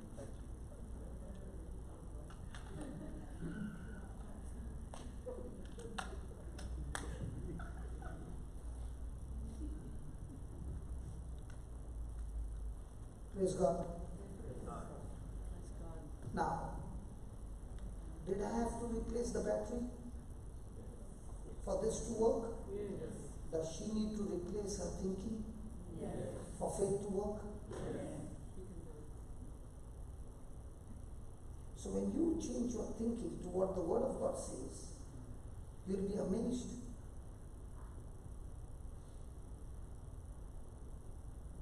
God needs body. Am I willing to give my body? Because, listen to this, because when he created man, he said, not anybody, just put that Genesis, please bear with me for some time. 126. You're fine. I'm fine. Namrita, are you okay? I'm completely okay. Because I'm just thinking, like, I shouldn't have caused. no, you did not cause confusion. How many of you believe she caused confusion? In fact, what did I say? You asking the question, so many of them are saying, oh my God, even I did not know. Is that right? Yeah. Come on, look at it. It is you whom God used to bless everybody.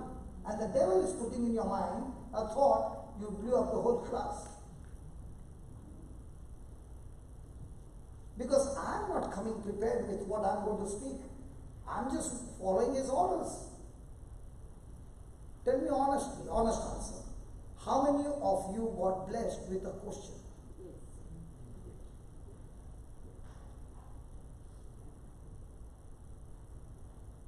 Now the answer that they are going to get, I hope they don't jump on the seat. Please don't jump. Hello? Genesis 1:26. How the devil deceives us. Watch this. Read, please. And God said, let us make man in our image and after our likeness. And let us, see, please, don't read like you're reading a newspaper. Read every word. And let us, and them. Is that word us there? No. When he was making a plan to create man, he said, let us, the Father, the Son, and the Holy Spirit. He created man, and after creating man, he never said, let us. He never said, let us and them. He said, let them have dominion. So when God spoke that word, let them have dominion, you know what he did? He handed over the earth to man. Now, even if God has to come to this planet Earth, he cannot come as God, he has to come as man to operate on earth. An evil spirit to operate on earth, he needs somebody's body. a Holy Spirit to operate on this earth, he needs somebody's body. Because this body is manufactured in a factory called the mother's womb. And that's why even God had to ask the factory owner, Mother Mary, can you give me your womb so that my son can get a body to come to this planet Earth?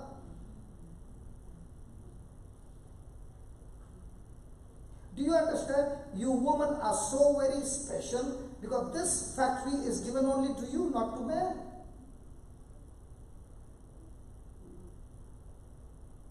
So now who has the dominion? Man. Now when man had this dominion, Satan deceived man and got him into disobedience. So now who has the dominion? Satan. So when Jesus came into the scene, he came into the scene not only to forgive, but activate another law that comes through him, the law of the Spirit of life in Christ Jesus. If Adam sinned, and because of his sin, all of us got the virus called sin. Why?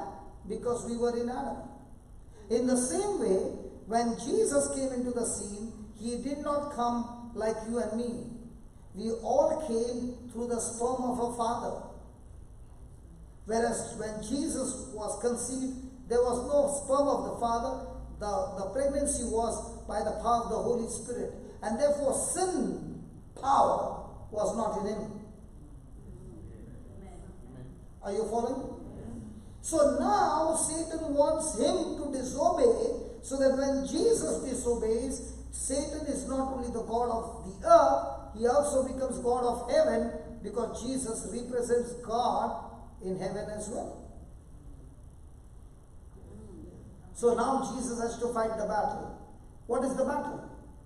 Adam disobeyed and lost the battle.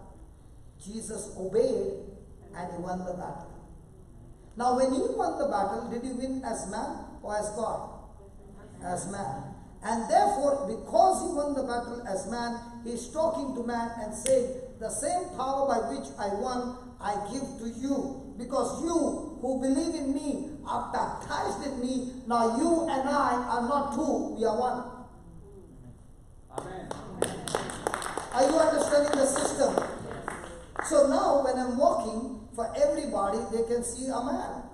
But in the spiritual realm, the demons can't see only man. They can see God in us, in our spirit. And now when I open my mouth and I speak his word, it is not my word, it is his word who defeated Satan. And therefore that demon, that sickness falls and obeys because Jesus got the victory for us. Do you understand now the system?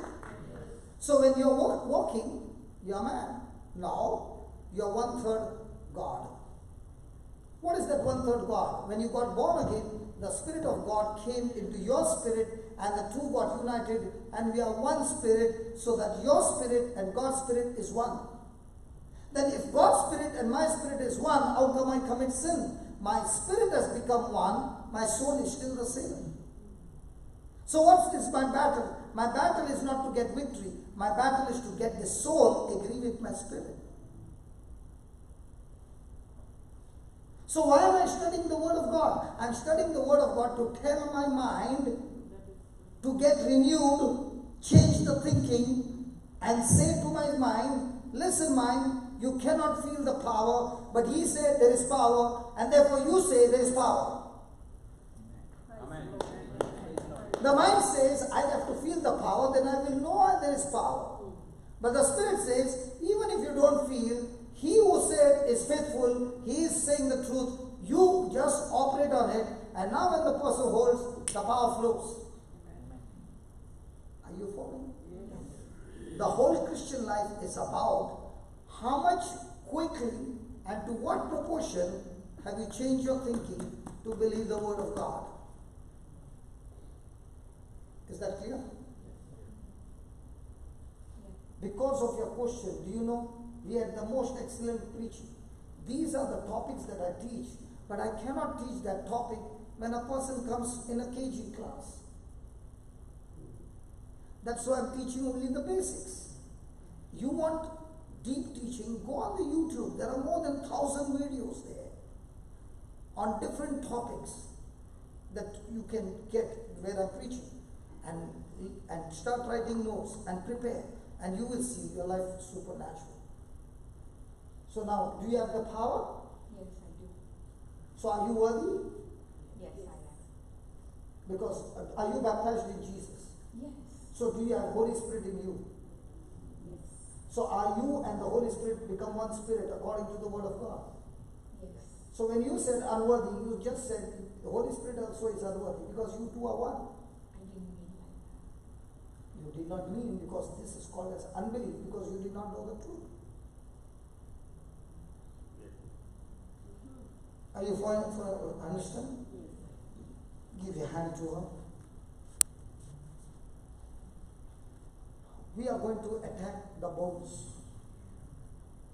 She has got bone cancer. Okay? So we are going to use scriptures connected to the bones. Okay? Ready? Close your eyes. Put Psalms 22:14, brother. Close your eyes and say this. Lord Jesus, Lord Jesus, I am so thankful to you I'm so thankful to you for teaching me the truth. for teaching me the truth. My life from now on My life from now on is not governed by my thinking, is not governed by my thinking, feeling, or emotions. or emotions. It is governed It is governed by truths by truth that comes that comes from the written word of God. from the written word of God. Lord Jesus, Lord Jesus, the Bible says, the Bible says, on the cross, on the cross, your body was completely wounded, your body was completely wounded, and all your bones, and all your bones, they were out of joint. they were out of joint. I never knew I never knew that all your bones that all your bones were out of joint.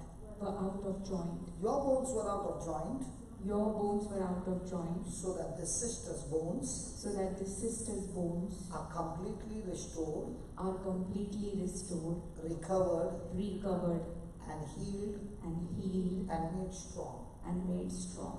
Lord Jesus, Lord Jesus, just as you cursed the fig tree, just as you cursed the fig tree, in the same way, I curse this bone cancer, I curse this bone cancer, be dead from the root, be dead from the root, and be planted into the sea, and be planted into the sea. in the name of Jesus. In the name of Jesus. Lord Jesus, Lord Jesus, I do not doubt in my heart, I do not doubt in my heart, but I believe what I said what I said shall surely come to pass. shall surely come to pass. You said, You said, I shall have I shall have whatever I say. whatever I say. This is my confession This is my confession of faith. of faith. In the name of Jesus, In the name of Jesus, every tissue, every tissue, every organ every organ in this body in this body is now functioning is now functioning perfectly, perfectly, the way the way God created it to function. God created it to function. I rebuke I rebuke and forbid and forbid any malfunction any malfunction in this body in this body in the name of Jesus. in the name of Jesus. I declare, I declare, heaven and earth is my witness. heaven and earth is my witness. In the name of Jesus, In the name of Jesus, this sister this sister is healed is healed of every infirmity, of every infirmity, sickness, sickness, and her health and health, is completely restored. and is completely restored. In Jesus' name. In Jesus' name. Amen. Amen. Amen. Amen. Now, did you have any pain? Just check it out. Try. Try. Just hold this. No. Just turn around. Okay, 1, 2, 3. This side. This side. This side.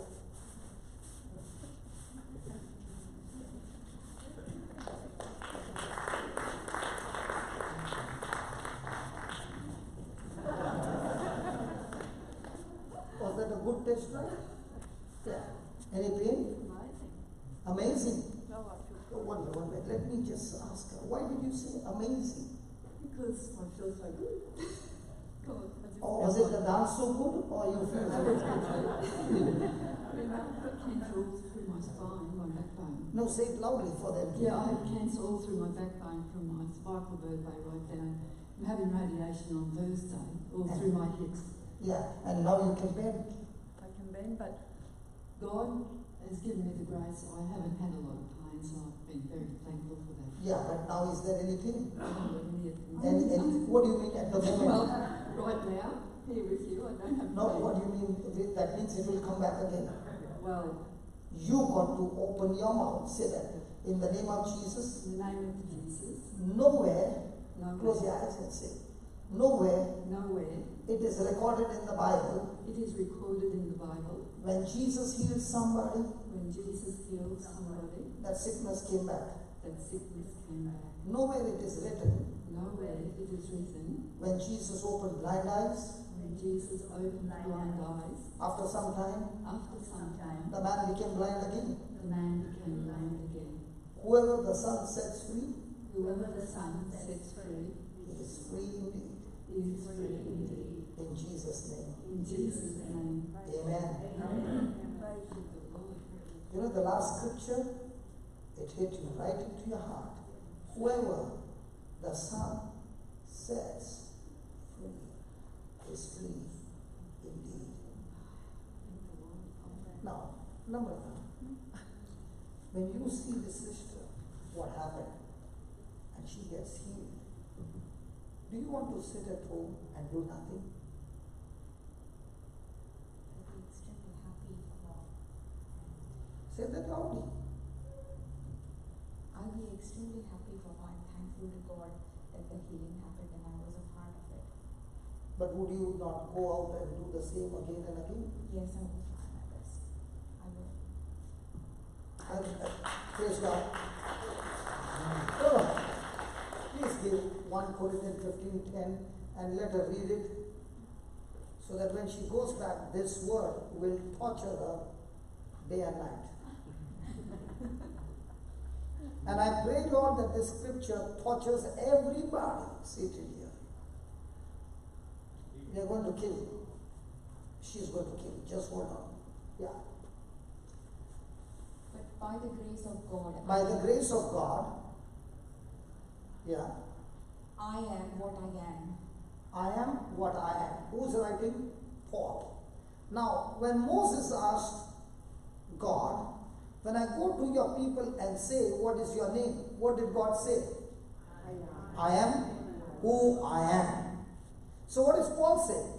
I am not the one who I am, but by His grace, I am what I am. Okay. Those who have heard this, don't come, okay?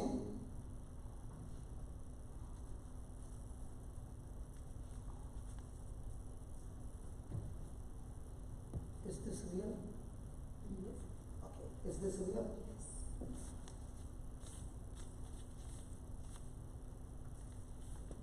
This, I want to give it to you.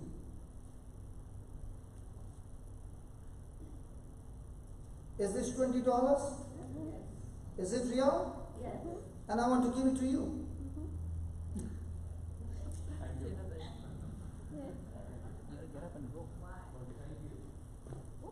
Linus, I'll see you afterwards. You won't allow anybody to learn.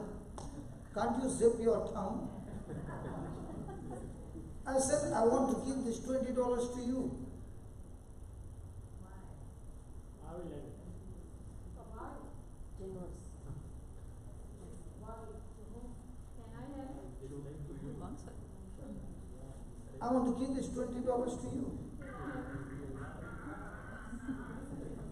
I want to give this $20 to you. I said, I want to give this $20 to you. You're not giving it. Take it. The Lord's there is His hand. Take it. So why are you waiting? It's yours. Go and sit down. Go and sit down. Oh, the hand first. Okay. I never knew giving $20 I can get hugs. Okay, now watch this. Did I say these words to everybody? Did you stretch out your hand? No. You did this, but when you did this, I just turned. Is that right? Now, every promise of God is a grace of God. That sister is asking, why do you want to give me? Now, is God giving you all by His love? Now, is He giving because you are worthy? No. Every promise in Jesus is a yes. Now, that promise is called as grace. Now, Paul is saying, the grace was given to me, and that grace which was given to me, I used that grace every day in my life, and that is why I am what I am. I was a murderer. I persecuted the church. I destroyed the church. But the day I encountered him and he said, Saul, why do you persecute me? And instead of punishing me, he forgave me. I received that forgiveness not because I was worthy. I received that forgiveness because of his love.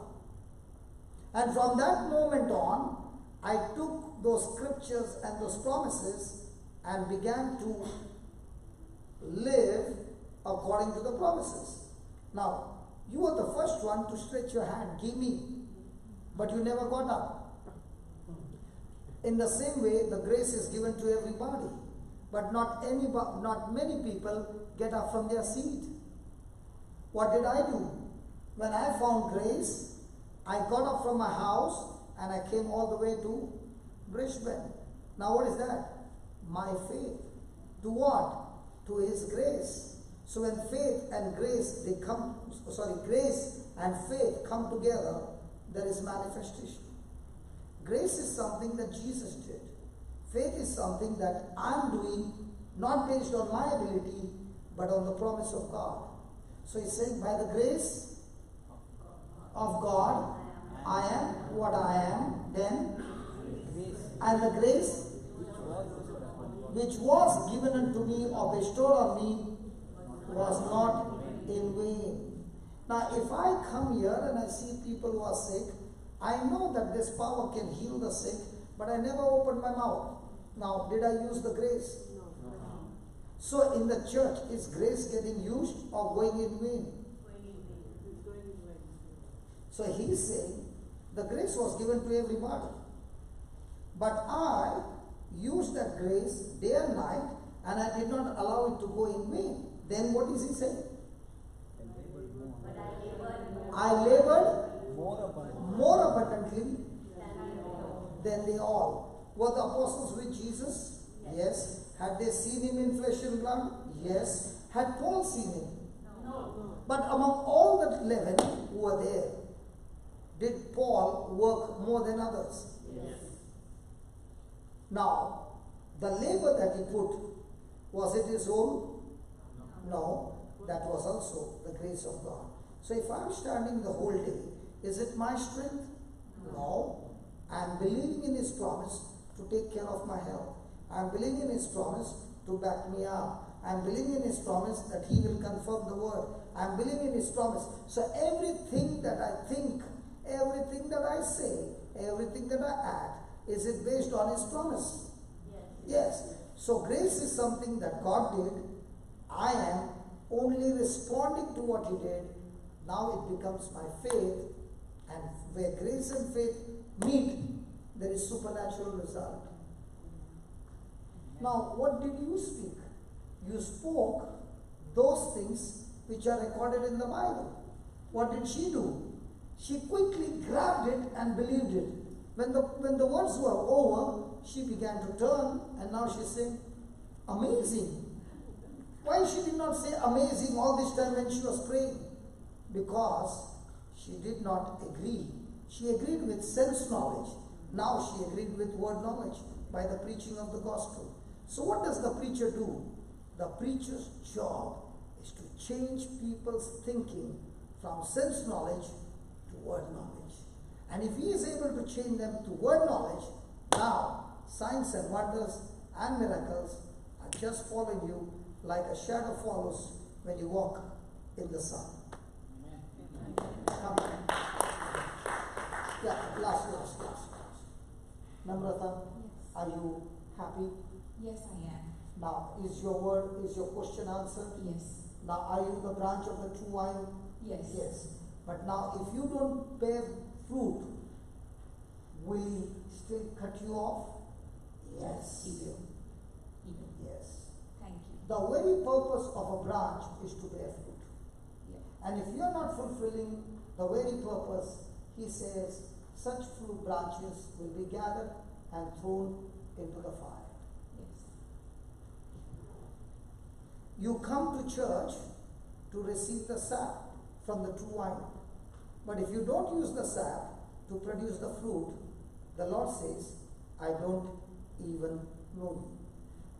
That's why he said the tree will be known by its fruit. Come. Thank you so much.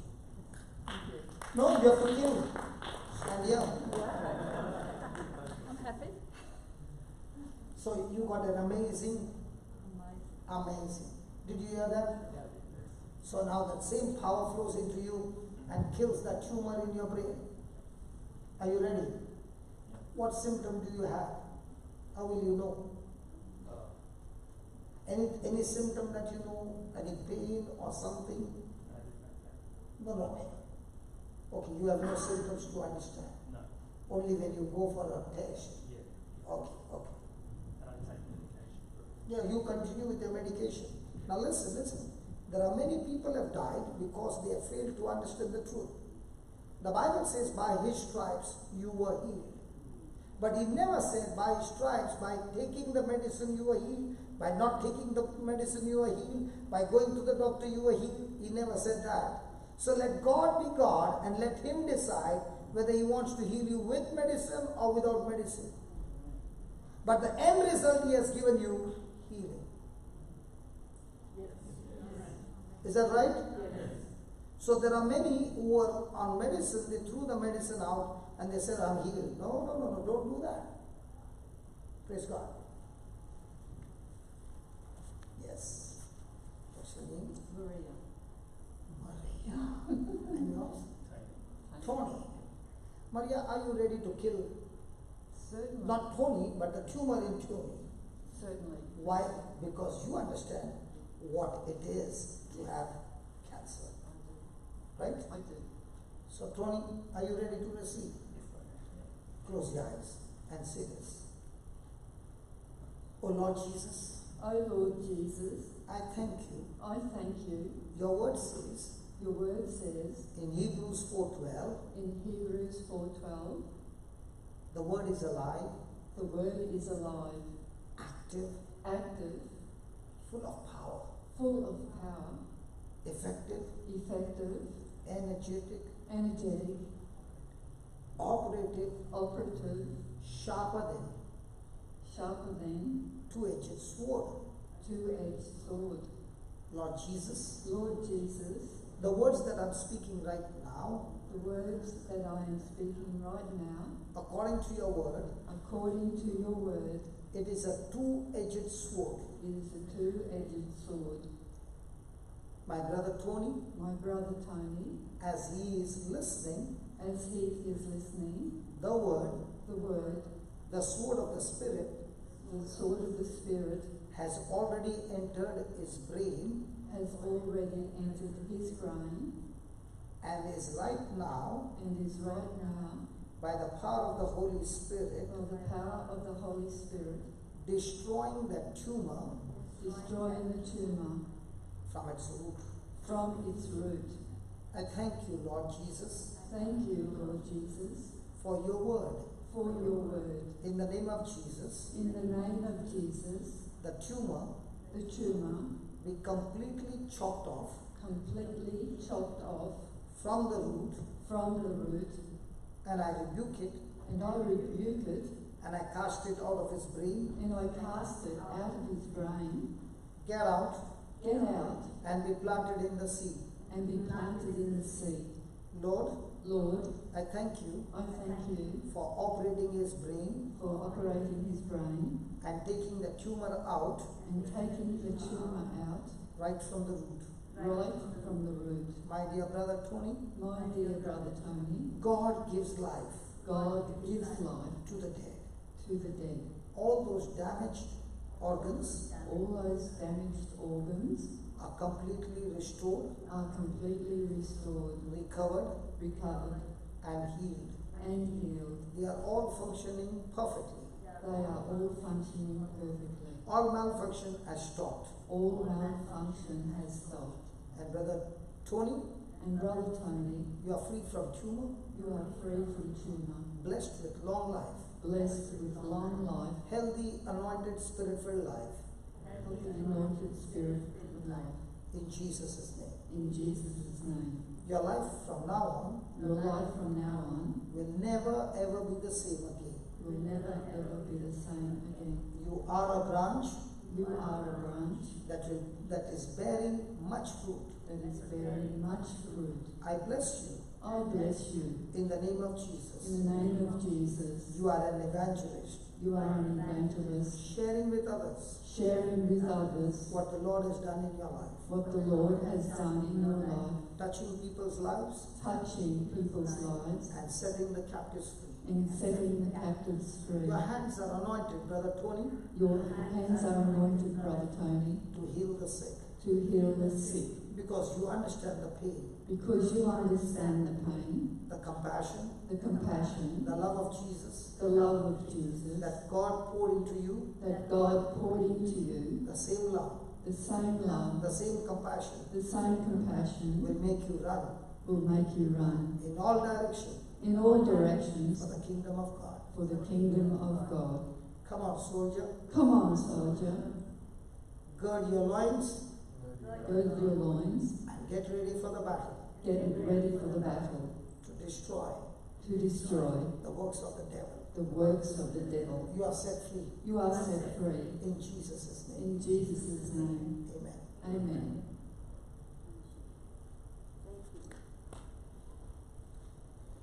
Can you tell us, Tony, what happened to you?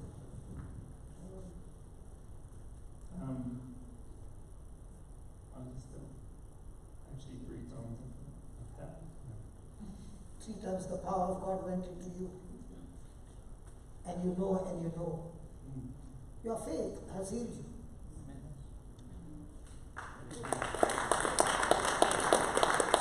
You know, all this stuff is recorded. When I come back, and before I come back, I'm going to hear from you testimonies. Yes. We will take their numbers, and you will report back, say, the doctor is saying, where did you go? I can't find the tumor there. It's gone forever. Okay, I want one person here who has got a lump in the body. One person who has got a lump in the body. So that, yeah, come. You got a lump. You can feel the lump. Yes, praise God. Tony, let's kill it. Thank you. Yes. You can feel the lump, right? Right. Now we are going to use the word. I have 2 lumps. The two doesn't matter. It can be multiple. No problem. Now. Vivek, 10 minutes? 5 minutes. Okay. 5 minutes. Okay. In this 5 minutes, you got a lump? Yeah, come. Who else wants to come? Lump? Yes. You got a lump? Small, but Okay. You also got a lump? Yeah, Yeah, praise God. Wow. All the men got lumps. Oh.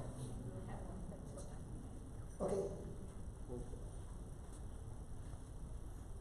I never knew this would be bonus, man.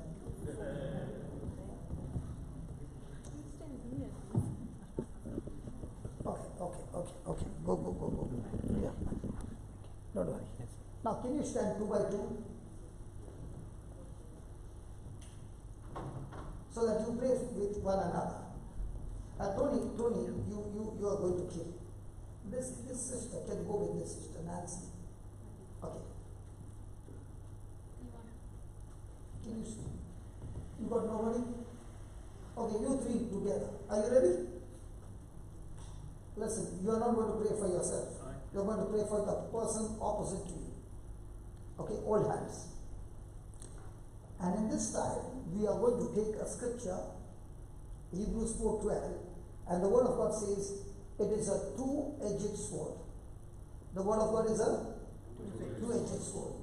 Have you ever seen a person scoop the ice cream?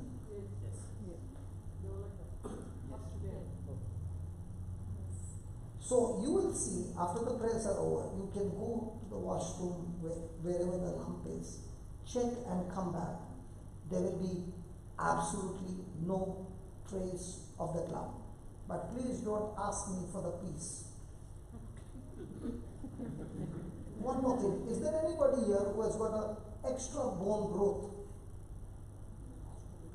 Come, go there. We'll fix up all together. Extra bone growth. Anybody else?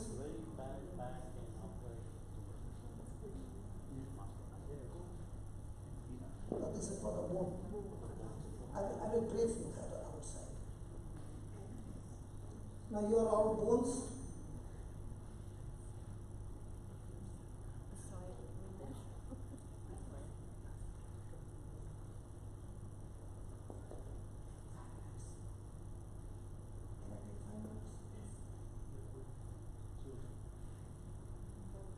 Come on, quickly. What happened? Come on, quickly. Yeah. Now, I want you to please listen. I want you to please pay attention to the word. Don't pray for your healing, okay? Just pay attention to the word. Is it covered? Close your eyes. Close your eyes. Brother, close your eyes. Okay. Let him close your eyes. Close them. Heavenly Father, say that. Heavenly Father, I thank you and I praise you for teaching me the truth. Your word says that your word is alive, active, powerful, than any two-edged sword. Your word is effective, energetic, and operative. As I am listening to your word through my ears, your living word has gone to the place where there is a lump, tumor, or extra bone growth. Lord Jesus, I choose to believe your word is a two-edged sword, sharper than any sword. And right now, by the power of this sword, the extra bone is chopped off. The lump is scooped out from its root. And all the tumor is destroyed.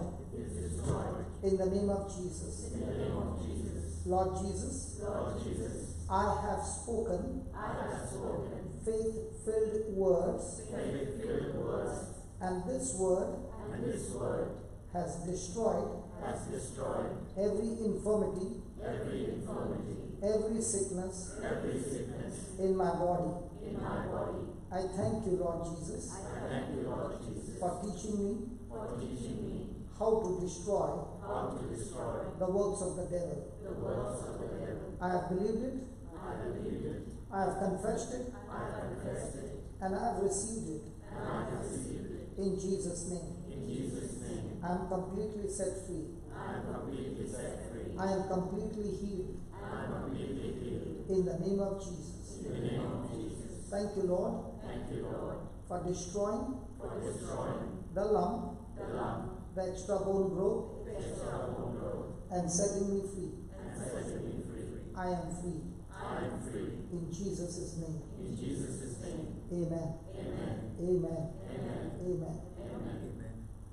As now you turn around and check that for the lump.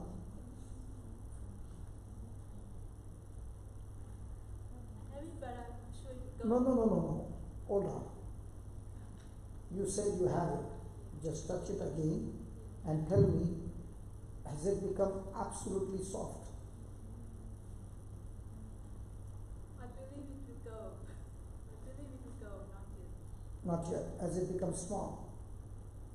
I'm saying it right now. Okay. What about you? It is softened. Softened? Yes. What about you? What was your bone growth? No, it's Lump? tumors in my uterus. So you won't know. What about you? Because I have a bone thing, it's gone. It's gone? Okay. What about you? I'm searching, I can't find You can't find it. Is it there? Soft. Soft. A bit soft. Soft. Tell me. Bone growth. Yeah. Now how will you find it? Moving my feet doesn't pain. It doesn't pain. I It used to pay. What about you? It's slight pain. But is the bone growth there? You can't feel it? No.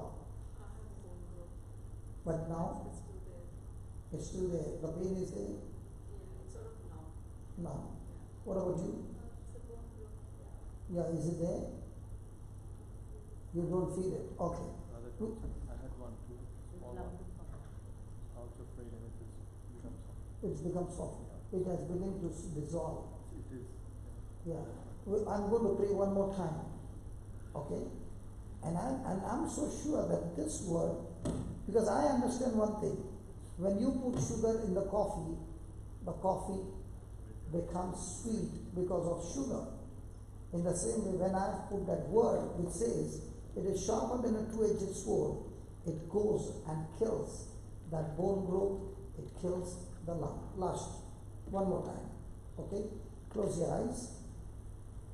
Say this, Lord Jesus, I thank you for teaching us the truth. I'm not believing on sense knowledge, but your word knowledge. You said in your word that your word is alive. Your word is active, full of action. I thank you, Lord, as I'm hearing your word, believing your word, your action has begun in my body, destroying the gland, tumor, cancer, the extra bone, by the power of your two-edged sword. Nothing can stand the two-edged sword. It has destroyed every work of Satan. I've said it. I've believed it. And it is done. I thank you, Jesus. The Bible says, your word has power to operate. And right now, by the power of your word, the operation is done. It is successful. And I am set free. Whoever the Son sets free is free indeed. I have received my miracle, creative miracle, and I am set free. In Jesus' name. Amen. Amen. So congratulations.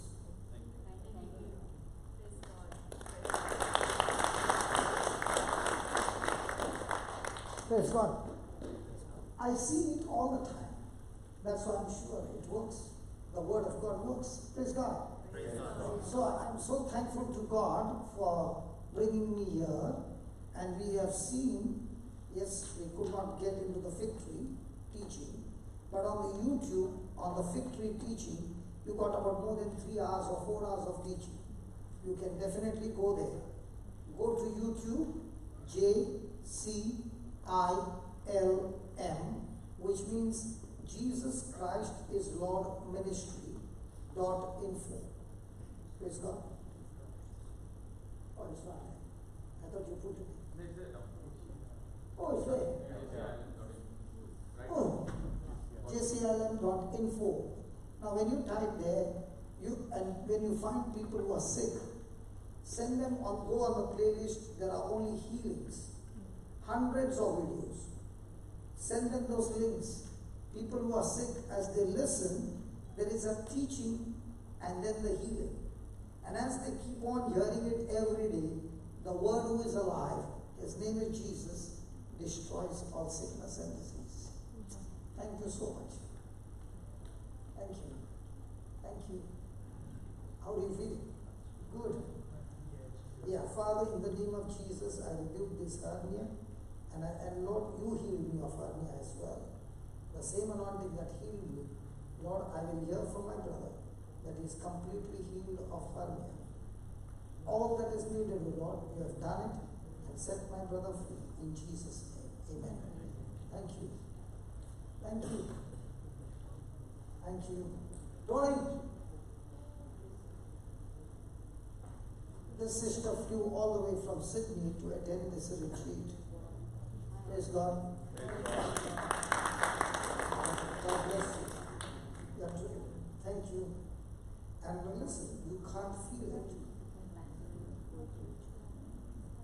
Okay, Lord, I thank you. Just as you healed me of hernia, in the same way, Lord, I thank you that you have healed this sister of hernia. In Jesus' name. Close that. And now everything is level. God bless you. Father, I thank you that you not only chopped off the bone, you chopped off everything that is not of your kingdom and restored her health in Jesus' name. Thank you, Lord. Thank you. Can we give the Lord a big hand of praise? Thank you so much. Yes, sir.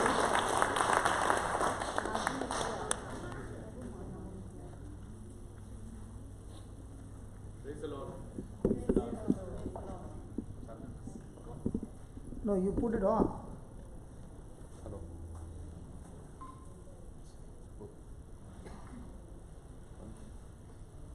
Check. See, was the problem with the mic? No, I Or just switched it off. or was it the operating system? The operator The operator was a mistake or the system? Operator's learning. So every day in our life, please understand, the mistake is not from God. It is we who are doing the wrong operation. Yes, thank you. Thank you very much on behalf of St. Nicholas. As we conclude the north part of this retreat, there's a great amount of teaching happening tomorrow. I think, brother, you said you're having a teaching on how to pray for your unsaved loved one.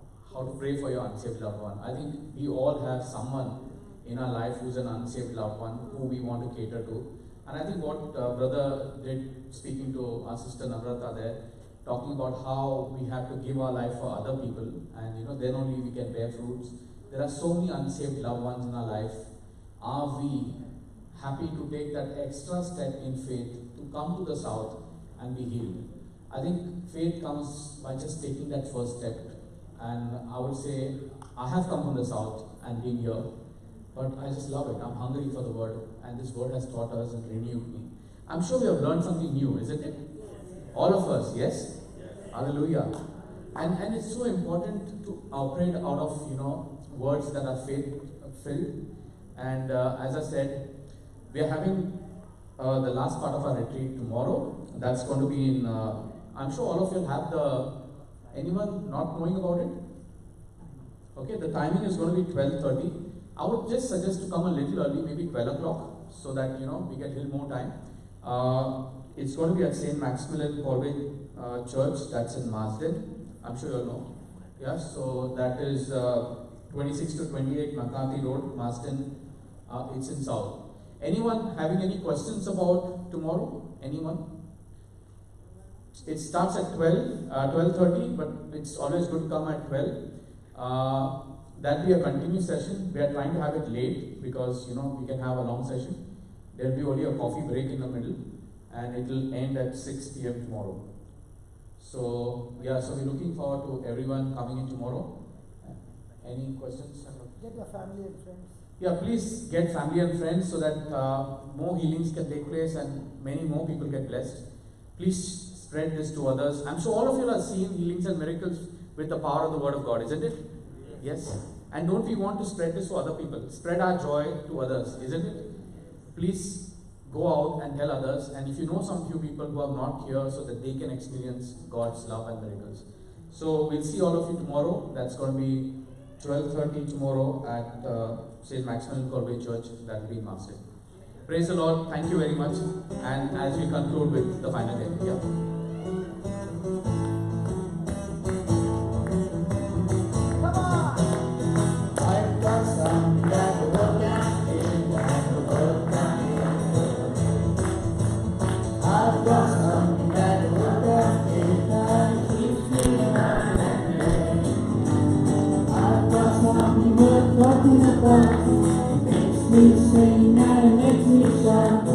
I've got something that the world can give, and the world can take it away.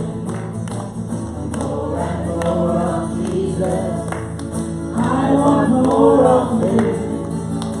More and more of Jesus, and the world can give more. More and more of His love, rich and full and free. I want more of Jesus. So I live in more of Him.